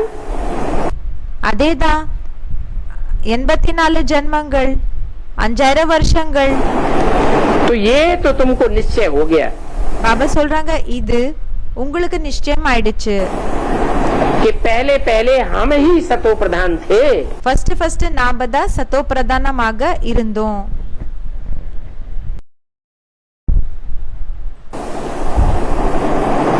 और दूसरे धर्म वाली जो भी आत्माएं हैं மத்த தர்மத்துல இருக்கக்கூடிய யாரெல்லாம் ஆத்மாக்கள் இருக்காங்க वो सतो प्रधान नहीं थी. அவங்க சத்தோ பிரதானமாக இருக்கலன்னு சொல்றாங்க. हम स्वर्ग के वासी थे. நாங்க ஸ்வர்கத்துல வசிக்க கூடியவங்களாக இருந்தோம். कहाँ के वासी? எங்க வசிக்க கூடியவங்க? स्वर्ग के वासी. ஸ்வர்கத்துல வசிக்க கூடியவங்க. स्वर्ग के वासी की पहचान क्या हुई? ஸ்வர்கத்துல வசிக்க கூடியவங்களோட அறிமுகம் என்ன இருக்குது? அடையாளம் என்ன இருக்கு? स्वस्थिति में रहने वाले, ஸ்வஸ்திதில இருக்க கூடியவங்க, स्वस्थिति में ही जाने वाले, ஸ்வ ஸ்டேஜ்ல தான் போக கூடியவங்க, गमन करने वाले. போக கூடியவங்க. तो जो स्वस्थिति में गमन करते रहते हैं அப்போ பாபா சொல்லிட்டு இருக்காங்க யாரு ஸ்வஸ்திதிக்கு போக கூடியவங்க இருக்காங்க उनको कहते हैं स्वर्गवासी. அவங்களுக்கு சொல்லப்படுகிறது ஸ்வர்கவாசி, ஸ்வர்கத்துல வசிக்க கூடியவங்க. अर्थात हम स्वर्ग सुखधाम के मालिक थे. அப்படி என்ன நாம சுகதாமத்துக்கு எஜமானாக இருந்தோம். सुखधाम था जिसको आदि सनातन देवी देवता धर्म कहा जाता है. சுகதாம் இருந்தது எதுக்கு ஆதி சனாதன் தேவி தேவதா தர்மம் சொல்லப்படுகிறது. थे तो तब भी मनुष्य. அப்போ கூடயும் மனிதர்கள் ஆதா இருந்தீங்க. हाथ पांव नाक आंख कान यही सब था ना तब. கண்ணு காது மூக்கு காலு கை எல்லாம் இருந்தது இல்லையா அந்த நேரத்திலயும்? कि कुछ अंतर था? இல்லன்னா ஏதாவது வித்தியாசம் இருந்ததா? है जैसे मनुष्यों को होते हैं हाथ पांव नाक आंख कान, எப்படி மனிதர்களுக்கு கை காலு காது மூக்கு எல்லாம் இருக்குதோ वैसे वहाँ भी इंद्रियां थी, इंद्रियां यहाँ भी है. அதே மாதிரிதான் அங்க கூடயும் இந்திரியங்கள் இருந்தது, இந்திரியங்கள் இங்கேயும் இருக்குது. परंतु अंतर क्या था? ஆனா என்ன வித்தியாசம் இருக்குது? என்ன இருந்தது? वहाँ इंद्रियां அங்க இந்திரியங்கள் सतो प्रधान थी. சத்தோ பிரதானமாக இருந்தது. दुख देने वाली துக்கம் கொடுக்க கூடியதாக नहीं थी. இருக்கல. और यहाँ इंद्रियां பிறகு இங்க இந்திரியங்கள் तमो प्रधान हो गई है, தமோ பிரதானம் ஆயிடுச்சுன்னு சொல்றாங்க. दुखदायी हो गई है. துக்க கொடுக்க கூடியதாக ஆயிடுச்சு. सारा शरीर ही दुखदायी हो गया. முழு शरीरமே துக்க கொடுக்க கூடியதாக ஆயிடுச்சு. जो तमो प्रधान होता है எப்போ தமோ பிரதானம் ஆகுதோ वो दूसरों को ही दुख देता है या अपने को भी दुख देता है? அவங்க மத்தவங்களுக்கு துக்கத்தை கொடுக்கறாங்களா இல்லன்னா வெறும் தனக்கு மட்டும்தான் துக்கத்தை கொடுக்கறாங்களா? खुद भी दुखी होता है சுயம் கூடயும் துக்கம் ஆகுறாங்க. और பிறகு दूसरों को भी दुख देता है. மத்தவங்களுக்கு கூடயும் துக்கத்தை கொடுக்கறாங்க. तो इस समय அப்போ இந்த நேரத்துல आसुरी गुण वाले मनुष्य, ஆசுரி குணங்கள் இருக்கக்கூடிய மனிதர்கள் இருக்காங்க. ये तो शास्त्रों में धुक्का मार दिया है இது சாஸ்திரங்கள்ல அப்படியே கதைய விட்டிருக்காங்க. कि देवताओं और असुरों की लड़ाई लगी. என்னன்னா அப்படியே அவங்க கெஸ் பண்ணிருக்காங்க. தேவதைகள் பிறகு அசுரர்களினோட என்னன்னா யுத்தம் ஆச்சு. वास्तव में வாஸ்தவத்துல जहाँ देवताएं होते हैं सतो प्रधान, எங்க தேவதைகள் இருப்பாங்களோ சத்தோ பிரதானமாக वो कोई से लड़ाई नहीं लड़ते हैं। அவங்க யாரு கூடயும் யுத்தத்தை செய்ய மாட்டாங்க. वहाँ असुर कहाँ से आए? அங்க அசுரர்கள் எங்கிருந்து வந்தாங்க? असुर कहाँ होते हैं? அசுரர்கள் எங்க இருப்பாங்க? जो आसुरी दुनिया होती है उसमें सब असुर होते हैं। இப்போ ஆசுரி உலகம் என்ன இருக்குதோ அதுல எல்லாருமே அசுரர்களாக இருப்பாங்க. और देवताई दुनिया में सब பிறகு தேவதாய் உலகத்துல எல்லாருமே देवता होते हैं। தேவதைகள் இருப்பாங்க. तो उनकी लड़ाई होने की तो संभावना அப்ப அவங்களோட யுத்தம் ஆகுற சான்சஸ் है ही नहीं। இல்லவே இல்ல. हाँ, देवताओं असुरों की आपस में लड़ाई तब लगी தேவதைகள் மற்றும் அசுரர்களினோட யுத்தம் என்றது தனக்குள்ள எப்போ ஆச்சுன்னா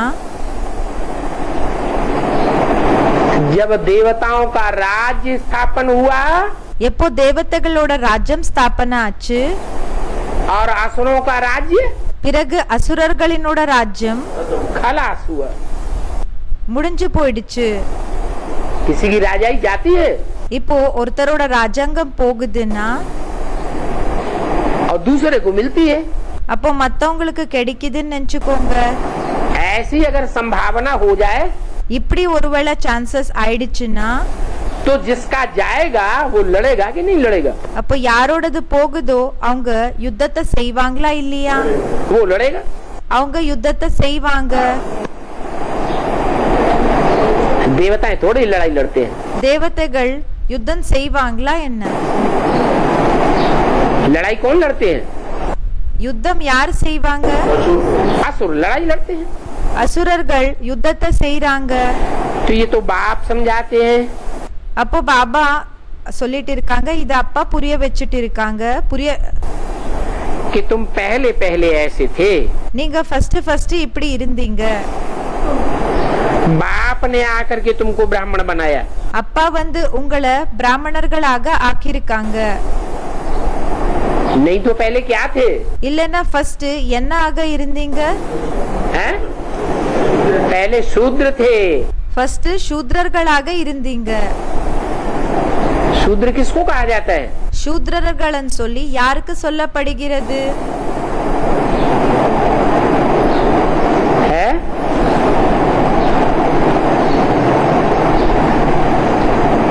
आज से 400-500 साल पहले இன்னிலிருந்து 400-500 வருஷங்களுக்கு முன்னாடி तुलसीदास ने भी लिखा था, भय वर्ण शंकर सब है। துளசிதாஸ் கூடயும் இந்த விஷயத்தை எழுதிருந்தாங்க. எல்லாருமே வர்ண சங்கர் ஆயிட்டாங்க, எல்லாருமே மிக்ஸ் ஆயிட்டாங்க. सब वर्ण शंकर हो गए। எல்லாருமே வர்ண சங்கர் ஆயிட்டாங்க. माना कोई भी पक्का ब्राह्मण या क्षत्रिय नहीं रह गया। அப்படின்னா யாருமே பக்கா பிராமணர் இல்லனா க்ஷத்ரியர்கள் இல்ல. मिक्स हो गए, மிக்ஸ் ஆயிட்டாங்க, शूद्र बन गए। சூத்ரர்கள் ஆயிட்டாங்க. अभी बाप இப்போ அப்பா ब्राह्मण से देवता बनाने की युक्ति बताते हैं। பிராமணர்கள் இருந்து தேவதைகளாக ஆகிறதுக்கான யுக்தியை சொல்லி கொடுத்துட்டு இருக்காங்க. पहले क्या करते हैं? ஃபர்ஸ்ட் என்ன செய்றாங்க? पहले शूद्र से ஃபர்ஸ்ட் சூத்ரல் இருந்து ब्राह्मण बनाते हैं। பிராமணர்களாக ஆக்குறாங்க.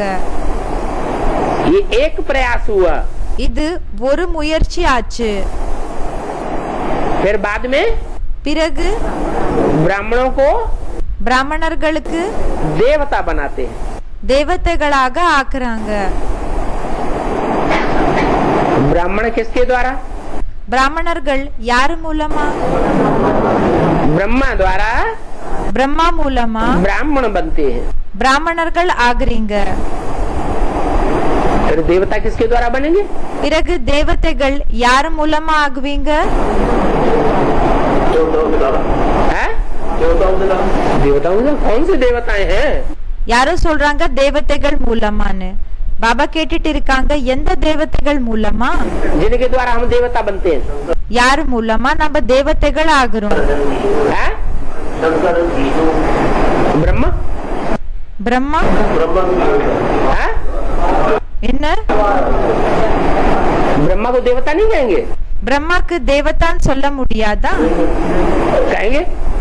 சொல்வாங்க। दाढ़ी मूछ वाले को देवता क्यों नहीं कहेंगे?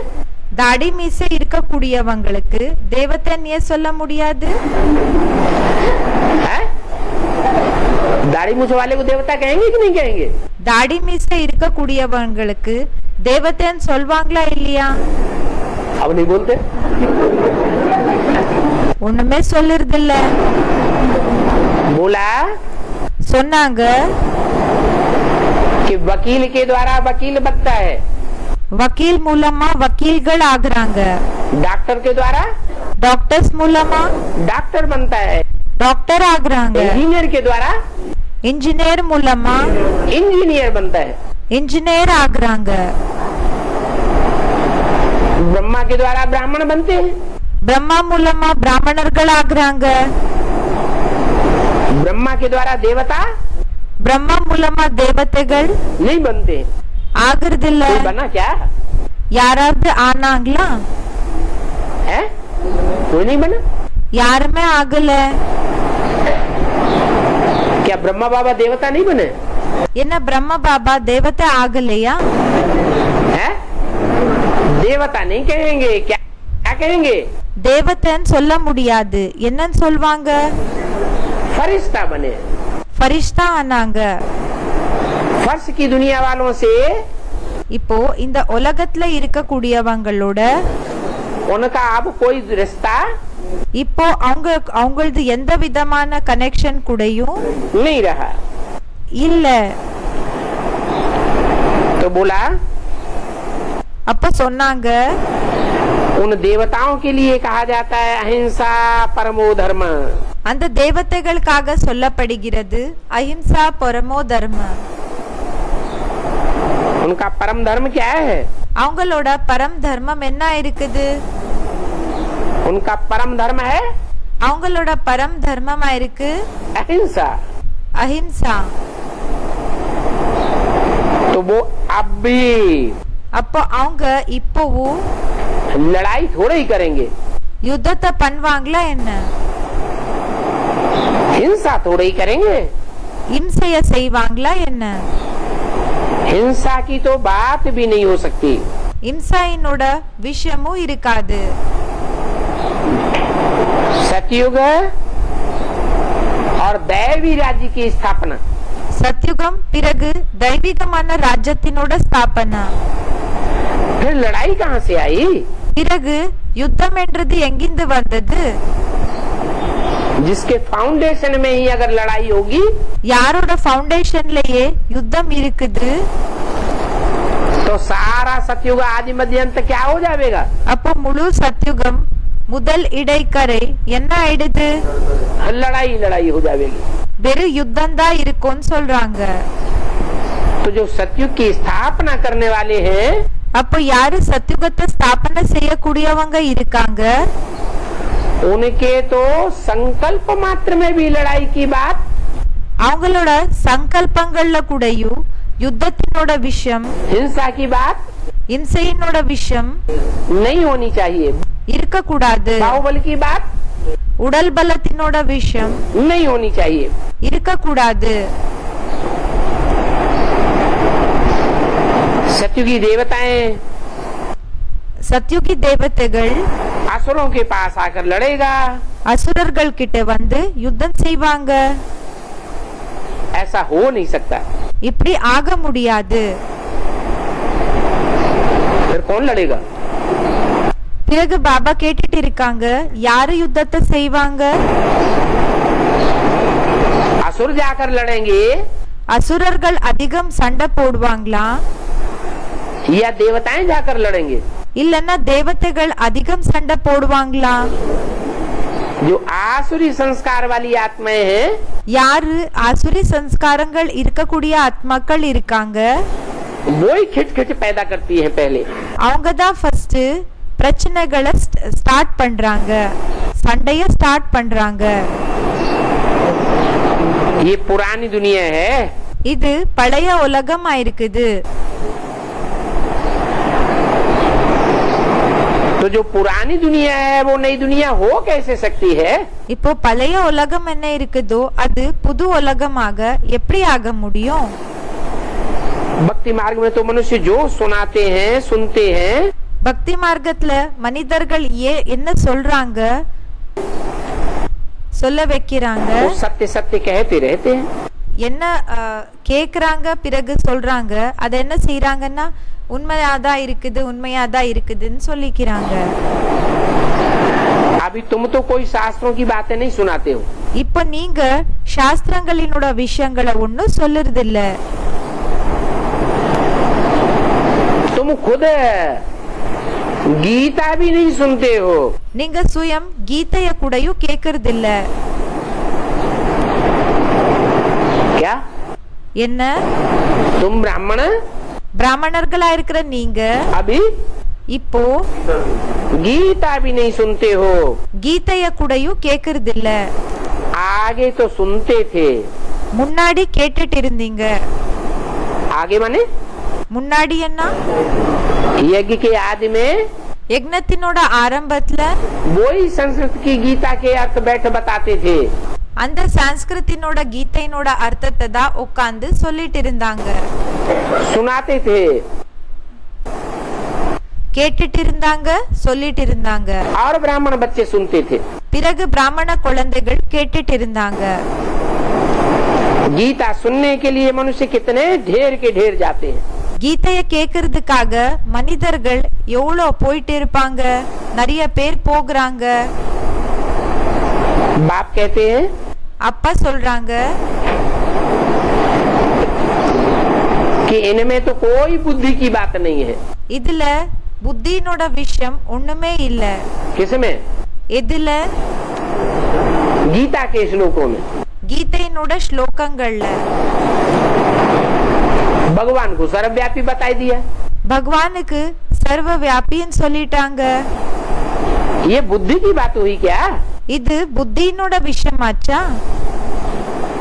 भगवान ही अगर सर्वव्यापी होगा பகவானே ஒருவேளை சர்வ வியாபி ஆயிட்டாங்கன்னா तो मनुष्यों की बुद्धि सर्वव्यापी हो जाएगी அப்போ மனிதர்களோட புத்தி சர்வ வியாபி ஆயிடுச்சா कि एकाग्र होगी?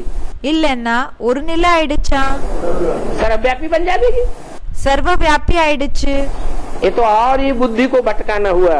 இது இன்னும் என்ன ஆயிடுச்சுன்னா புத்திய அலைய வைக்கிற விஷயம் ஆயிடுச்சு। बिल्कुल पत्थर बुद्धि बन गए। பாபா சொல்றாங்க முழுமையாக கல்லு புத்தி ஆயிடுச்சு। इसे कलयुगी दुनिया में सब के सब पत्थर बुद्धि है। இந்த கலியுகி உலகத்துல எல்லாருமே கல்லு புத்தியானவங்க ஆயிட்டாங்க। सतयुग में तो सभी की पारस बुद्धि कहलाएंगे।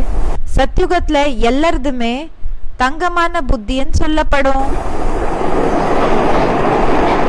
वहाँ राजीव पारसनाथ का है। அங்க ராஜ்யமே பாரஸ்நாத்தினோடதா இருக்குது। यहाँ तो राज्य है ही नहीं। இங்க ராஜ்யம் இல்லவே இல்ல।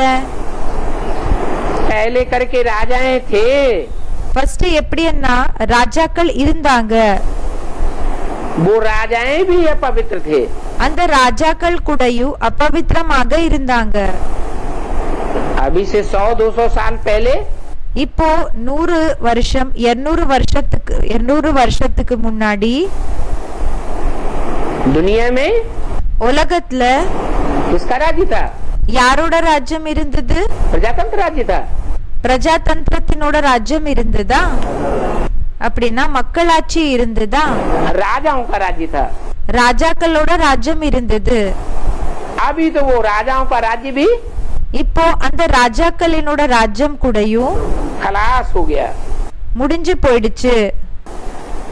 राजाएं थे तो जरूर, ராஜாக்கள் கண்டிப்பாக இருந்தாங்க। उनका राज्य भी था, அவங்களோட ராஜ்யமும் இருந்தது।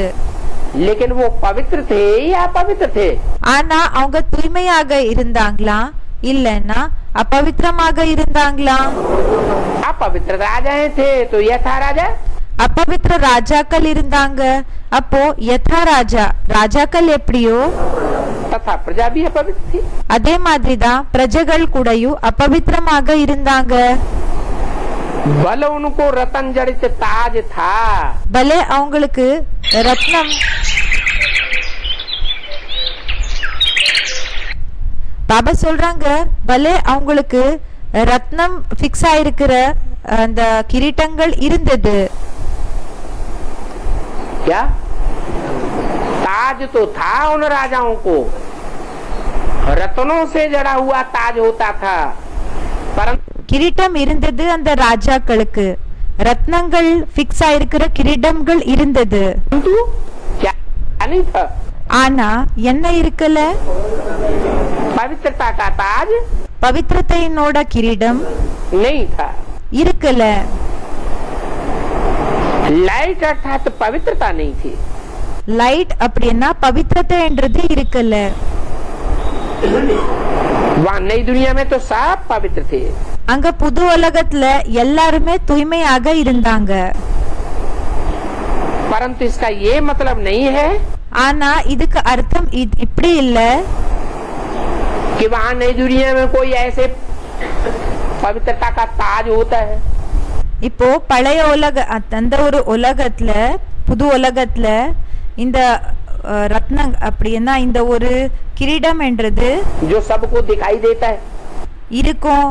என்ன எல்லாருக்குமே தென்படுற போல ऐसा होता होगा? அப்படி இருக்குமா என்ன? नहीं, அப்படி இல்ல. उनके नेत्रों से, அவங்களோட கண்கள் இருந்து, उनके मुख से அவங்களோட வாயால क्या झलकता था? என்ன எக்ஸ்பிரஸ் ஆயிட்டு இருந்தது, தென்பட்டு இருந்தது. पवित्रता की रोशनी झलकती थी. தூய்மையினோட பிரகாசம் அது என்னன்னா அது வெளிப்பட்டு இருந்தது. ये ताज था. இது பிரகாசம், இந்த ஒரு கிரீடம் இருந்தது. जैसे எப்படின்னா क्राइस्ट, இந்த ஜீசஸ் கிரைஸ்ட், गुरु नानक, குரு நானக், शंकराचार्य, சங்கராச்சாரியா, जो भी नए नए धर्म पिताएं परम धाम से नीचे उतरते, யாரெல்லாம் பரந்தாமத்தில் இருந்து புது புது ஆத்மாக்கள் கீழே இறங்கி வராங்களோ तो पहले जन्म में उनका जो चेहरा था वो कैसा दिखाई देता था? ஃபர்ஸ்ட் ஜென்மத்துல அவங்களோட முகம் என்ன இருந்ததோ அது எப்படி தென்பட்டு இருந்தது? पवित्र देखने में आता था தூய்மையாக தென்பட்டு இருந்ததா या अपवित्र देखने में आता था? இல்லன்னா अपवित्रமாக தென்பட்டு இருந்ததா? पवित्र चेहरा देखने में आता था. தூய்மையான அந்த முகம் தென்பட்டு இருந்தது. वो लाइट அந்த லைட் पहले जन्म तक थी. ஃபர்ஸ்ட் ஜென்ம வரைக்கும் இருந்தது. बाद में பிறகு क्या होता है? பிறகு என்ன ஆயிடுது? बाद में फिर अगले जन्मों में ऐसे नहीं कि वो आत्माएं कोई वापस चली जाती हैं. பிறகு நெக்ஸ்ட் ஜென்மத்துல அப்படி கிடையாது, அந்த ஆத்மாக்கள் எல்லாம் திரும்ப போயிடுவாங்க என்ற விஷயம் இல்ல. रहती तो इसी दुनिया में है, இருக்கிறது என்னமோ இந்த உலகத்துல தான் இருக்கும். लेकिन वो एवर प्योर नहीं है. ஆனா அவங்க எவர் பியூர் கிடையாது. वो जिसमें भी प्रवेश करती है पतित आत्मा में, அவங்க யாருக்குள்ள பிரவேசம் செய்யறாங்களோ பதித்த ஆத்மாக்களுக்குள்ள, और दूसरे मनुष्य जिनके संसर्ग संपर्क में आती है, பிறகு மத்த ஆத்மாக்கள் மனித ஆத்மாக்களோட தொடர்புல என்ன வராங்க, तो क्या बन जाती है? அப்போ என்ன ஆயிடுறாங்க? है? संग के रंग में आते आते சாங்கத்தினோட சாயத்துல வந்து पतित बन जाती है. பதித்தம் ஆயிடுது. लेकिन परमपिता परमात्मा कभी ஆனா பரம்பிதா பரமாத்மா எப்பவுமே संग के रंग में आने से पतित சாங்கத்தினோட சாயத்துல வர்றதுனால பதித்தம் नहीं बनता. ஆகிறது இல்லைன்னு சொல்றாங்க.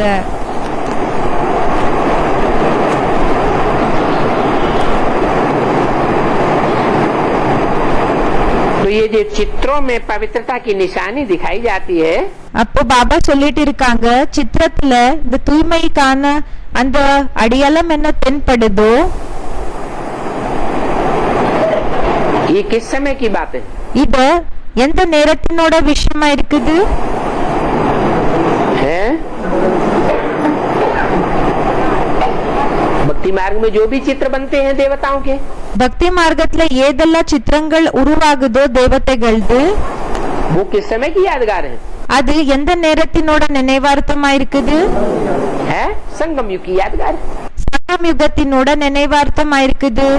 संगम युग में जब तुम्हारा ब्राह्मणत्व का पुरुषार्थ पूरा होता है, சங்கம் யுகத்துல உங்களோடது பிராமணத்துவத்தினோட இந்த புருஷார்த்தம் எப்போ கம்ப்ளீட் ஆயிடுது, तो तुम ब्राह्मण सो क्या बन जाते हो? அப்ப நீங்க பிராமணன்ல இருந்து என்ன ஆயிடுறீங்க? देवता बन जाते हो। தேவதைகளாக ஆயிடுறீங்க। और जिस क्षण तुम देवता बनते हो, பிறகு எந்த ஒரு செகண்ட்ல நீங்க தேவதைகளாக ஆயிடுறீங்களோ उस समय तुम्हारे चेहरे पर भी அப்போ உங்களோட முகத்திலையும் वो पवित्रता की लाइट அந்த தூய்மையினோட லைட் देखने में आती है। தென்படும் சொல்றாங்க। बाकी ऐसी कोई लाइट होती नहीं है। மற்றபடி அப்படிப்பட்ட லைட் ஒண்ணு இருக்கிறது இல்ல। वो लाइट ही ना आंखों से दिखाई पड़ने की चीज அந்த லைட் இந்த கண்களால தென்படுற விஷயம் नहीं है। இல்லன்னு சொல்றாங்க। तो इस समय संगम युग में तुम भी पवित्र बनते हो। அப்ப பாபா சொல்றாங்க இந்த நேரத்துல சங்கம் யுகத்துல நீங்க கூடயும் தூய்மை ஆகுறீங்க। अभी तुम्हारी लाइट कहाँ है? இப்போ உங்களோட லைட் எங்க இருக்குன்னு கேக்குறாங்க। ये तो सिर्फ पवित्रता की निशानी दिखाई गई है चित्रों में। இது வெறும் தூய்மைக்கான அடியாளம் சித்திரங்கள்ல காமிச்சிருப்பாங்க। और चित्र பிறகு சித்திரம் तुम्हारी परिपूर्ण अवस्था की यादगार है। உங்களோட பரிபூர்ணமான ஸ்டேஜினோட நினைவார்த்தம் ஆயிருக்குது। अभी तुम पवित्र बनते हो இப்ப நீங்க தூய்மை ஆகுறீங்க। तो तुम्हारे पर कोई लाइट का ताज थोड़ा ही है। அப்ப உங்க மேல லைட்டினோட கிரீடம் இருக்குதா என்ன?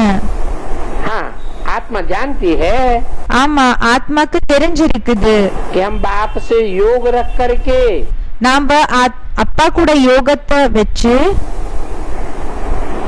बाप को அப்பாக்கு याद करते करते நினைவு செய்ய बाप की जो लाइट है, அப்பாவோட லைட் என்ன இருக்கு? एवर प्योरिटी की लाइट, எவர் பியூரிட்டினோட லைட் वो हमारे अंदर समा जाती है।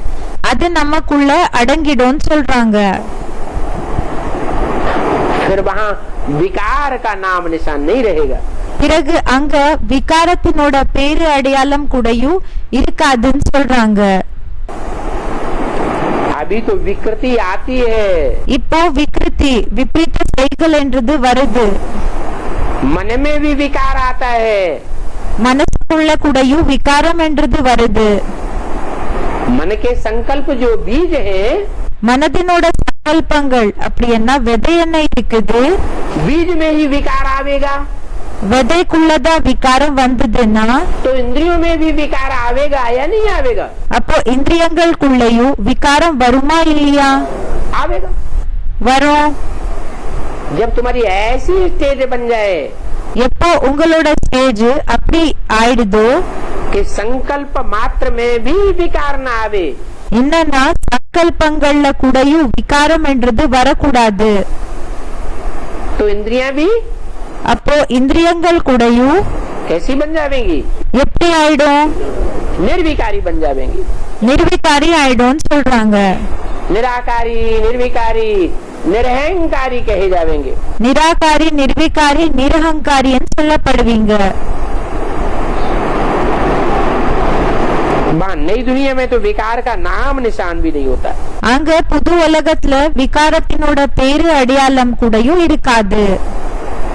वहाँ तो विकारी रावण राज्य ही खत्म हो जाता है। அங்க விகாரி ராவண ராஜ்யமே முடிஞ்சு போயிடும்। अभी तो राज्य किसका है? இப்போ யாரோட ராஜ்யம் இருக்குது? अभी तो रावण का राज्य है। இப்போ ராவணனோட ராஜ்யமா இருக்குது। फिर क्या कहें? பிறகு என்னன்னு சொல்லப்படும்? राम का राज्य नहीं है। ராமனோட ராஜ்யம் இருக்காதா? है? राम का राज्य नहीं है। ராமனோட ராஜ்யம் இல்ல। 7 सीताओं के ऊपर रावण का राज्य है। எல்லா சீதாக்கள் மேல ராவண ராஜ்யம் இருக்குதுன்னு சொல்றாங்க। राम का राज्य नहीं कहेंगे। ராமனோட ராஜ்யம்னு சொல்ல முடியாது. सतयुग में रावण का राज्य होता ही नहीं है। சத்யுகத்துல ராவண ராஜ்யம் என்றது இருக்கவே இருக்காது. यहाँ तो रावण दिखाते ही है। இங்க ராவணனை காமிக்கதா செய்றாங்க. ये सिद्ध करने के लिए இந்த விஷயத்தை நிரூபிக்கிறதுக்காக कि रावण का यहाँ पर ही राज्य होता है ராவணனோட ராஜ்யம் இங்கதான் இருக்கும். और हर साल रावण को जलाते हैं। பிறகு ஒவ்வொரு வருஷம் கூடயும் ராவணனை எரிக்கிறாங்க. ऐसे नहीं कि एक साल रावण जल गया, அப்படி இல்ல ஒரு வருஷம் ராவணனை எரிச்சிட்டோம், तो फिर खलास हो गया। அப்ப முடிஞ்சு போயிட்டான். इसका क्या मतलब है? இதுக்கு அர்த்தம் என்ன இருக்குது? ये हर साल जलाने की जो प्रथा है, ஒவ்வொரு வருஷம் எரிக்கிற அந்த ஒரு பரம்பரை என்ன இருக்குது? परंपरा है, ये कहाँ से आई? இந்த பரம்பரை என்றது எங்கிருந்து வந்தது? है? अरे थोड़ा सा बोले। संगम युग से आई। कैसे? சங்கம் யுகத்திலிருந்து தான் வந்தது. எப்படி? हम जितना जितना राम संप्रदाय के भांति बन करके நம்ம எந்த அளவுக்கு ராமனோட சம்பிரதாயத்தினர்களோட மெம்பர்ஸ் ஆகி ज्ञान बाण छोड़ते जाते हैं, ஞானத்தினோட அம்புகளை விட்டுட்டே இருப்போமோ, रावण अंदर अंदर से जी से जल मरता है। ராவன் உள்ளுக்குள்ளேயே எப்படின்னா எரிஞ்சு சாம்பலாயிட்டு இருப்பான், जलता जाता है। எரிஞ்சிட்டே இருப்பான். क्या என்ன अंदर अंदर जल रहा है कि नहीं जल रहा है? உள்ளுக்குள்ளேயே எரிஞ்சிட்டு இருக்கானா இல்லையா? या उन बाणों का उसके पास कोई जवाब है? இல்லன்னா அந்த அம்புகளுக்காக அவங்க கிட்ட ஏதாவது பதில் இருக்குதா? नहीं जवाब है பதில் என்றது இல்ல. तो जलेगा ना। அப்போ எரிஞ்சு போவான் இல்லையா? परंतु फिर क्या करता है? ஆனா பிறகு என்ன செய்யறான்? जलेगा तो भस्म हो जाना चाहिए, राख बन जाना चाहिए। இப்போ எரிஞ்சு போயிடுவான்னா எரிஞ்சு சாம்பல் ஆகணுமா? फिर अगली साल और बड़ा होकर के कहाँ से आ जाता है? பிறகு நெக்ஸ்ட் வருஷம் இன்னும் பெரியவனாகி எங்க வந்துடுறான்? है? वो भक्ति मार्ग का आडंबर और इतना जास्ती बढ़ाता है। பாபா சொல்றாங்க அவன் பக்தி மார்க்கத்தினோட பாம்பெண்ட் ஷோ என்றது இன்னும் எப்படி அதிகமாக்குறான்னா, पाम्प एंड शो ईश्वरीय सेवा के नाम पर इतना जास्ती बढ़ाता है। பாம்பெண்ட் ஷோ ஈஸ்வரிய சேவையினோட ஒரு பேரை சொல்லி எந்த அளவுக்கு அதிகமாக்குறான்னா, कि रावण का और ही बड़ा विकराल रूप ராவணனோடது இன்னும் பெரிய விகராலமான பயங்கரமான ரூபம் हर वर्ष ஒவ்வொரு வருஷம் सामने आ जाता है। முன்னாடி வந்துடுதுன்னு சொல்றாங்க. तो यहाँ की यादगार है। அப்போ பாபா சொல்றாங்க இது இந்த நேரத்தினோட நினைவார்த்தம் ஆயிருக்குது भक्ति मार्ग में பக்தி மார்க்கத்துலன்னு சொல்றாங்க. कि रावण का हर वर्ष पुतला ராவணனோட அந்த பொம்மை என்றது ஒவ்வொரு வருஷம் கூடயும் बड़ा बनाते जाते हैं, என்னன்னா பெருசாக்கிட்டே இருப்பாங்க, जलता ही नहीं है। எரிஞ்சு போகிறதே இல்ல. जब तुम रावण पर जीत पालेंगे, எப்போ ராவண் மேல நீங்க வெற்றி அடைஞ்சிடுவீங்களோ तब रावण नहीं होगा। அப்போ ராவணன் இருக்க மாட்டான். परंतु तुम तो अहिंसक हो। ஆனா நீங்க அஹிம்சகா இருக்கீங்க, இம்சை செய்யக்கூடியவங்க இல்ல. तुम्हारी जीत உங்களோட வெற்றி कैसे होनी है? எது மூலமா ஆகும்?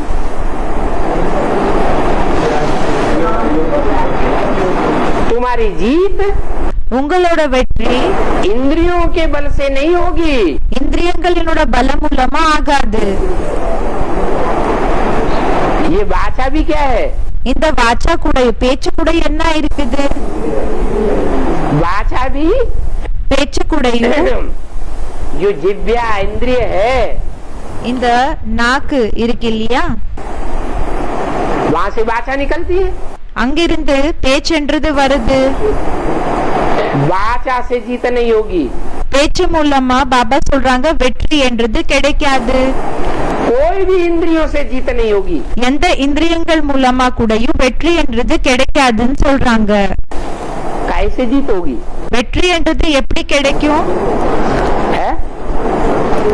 अरे योग लगाने के लिए அரே யோகத்தை இணைக்கிறதுக்காக इंद्रिया मुख्य है या मन मुख्य है? இந்திரியங்கள் முக்கியமானதா இல்லன்னா மனது முக்கியமானதா?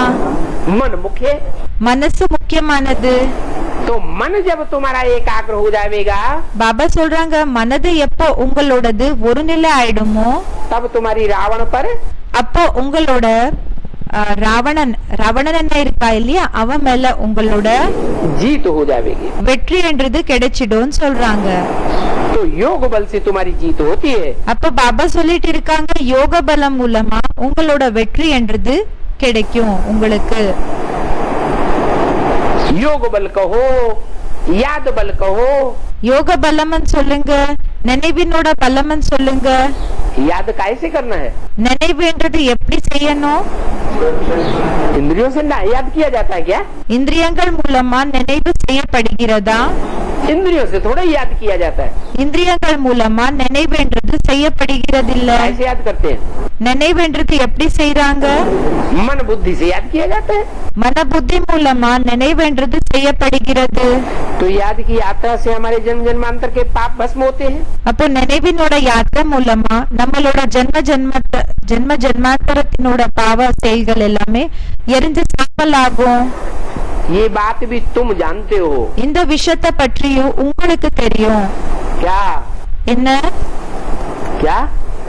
और धर्म की आत्माएं जो ब्राह्मण संप्रदाय में बैठी हुई है, மத்த தர்மத்தினோட ஆத்மாக்கள் யாரு பிராமண சம்பிரதாயத்துல உட்கார்ந்து இருக்காங்க वो फिर भी अपना அவங்க அப்படி பார்த்தா அவங்களோடது वाचा का बल, பேச்சினோட பலம், इंद्रियों का बल, இந்திரியங்களினோட பலம், बाहुबल दिखावेंगी. உடல் பலத்தை காமிப்பாங்க. लेकिन तुम्हारी बुद्धि में तो बैठा हुआ है. ஆனா உங்களோட புத்தில உட்கார்ந்து இருக்குது. क्या? என்ன? कि मन के मौन से மனதினோட இந்த ஒரு மௌனம்னா அமைதியாக இருக்கிறதுனால नई रंगत निकलेगी. புது நிறம் வெளிப்படும். जब कोई सहारा काम नहीं देता, எப்போ எந்த விதமான ஆதார கூடயும் அது எப்படின்னா வேலை செய்யறதில்ல, तब अंत में ये बात बुद्धि में बैठेगी. அப்போ கடைசியில இந்த விஷயம் புத்தில உட்காரும். कि बाप की याद के सिवाय हमारी जीत होने वाली அப்பாவோட நினைவு இல்லாம நம்மளோட வெற்றி नहीं है. ஆகாது. शांति. ஓம் சாந்தி.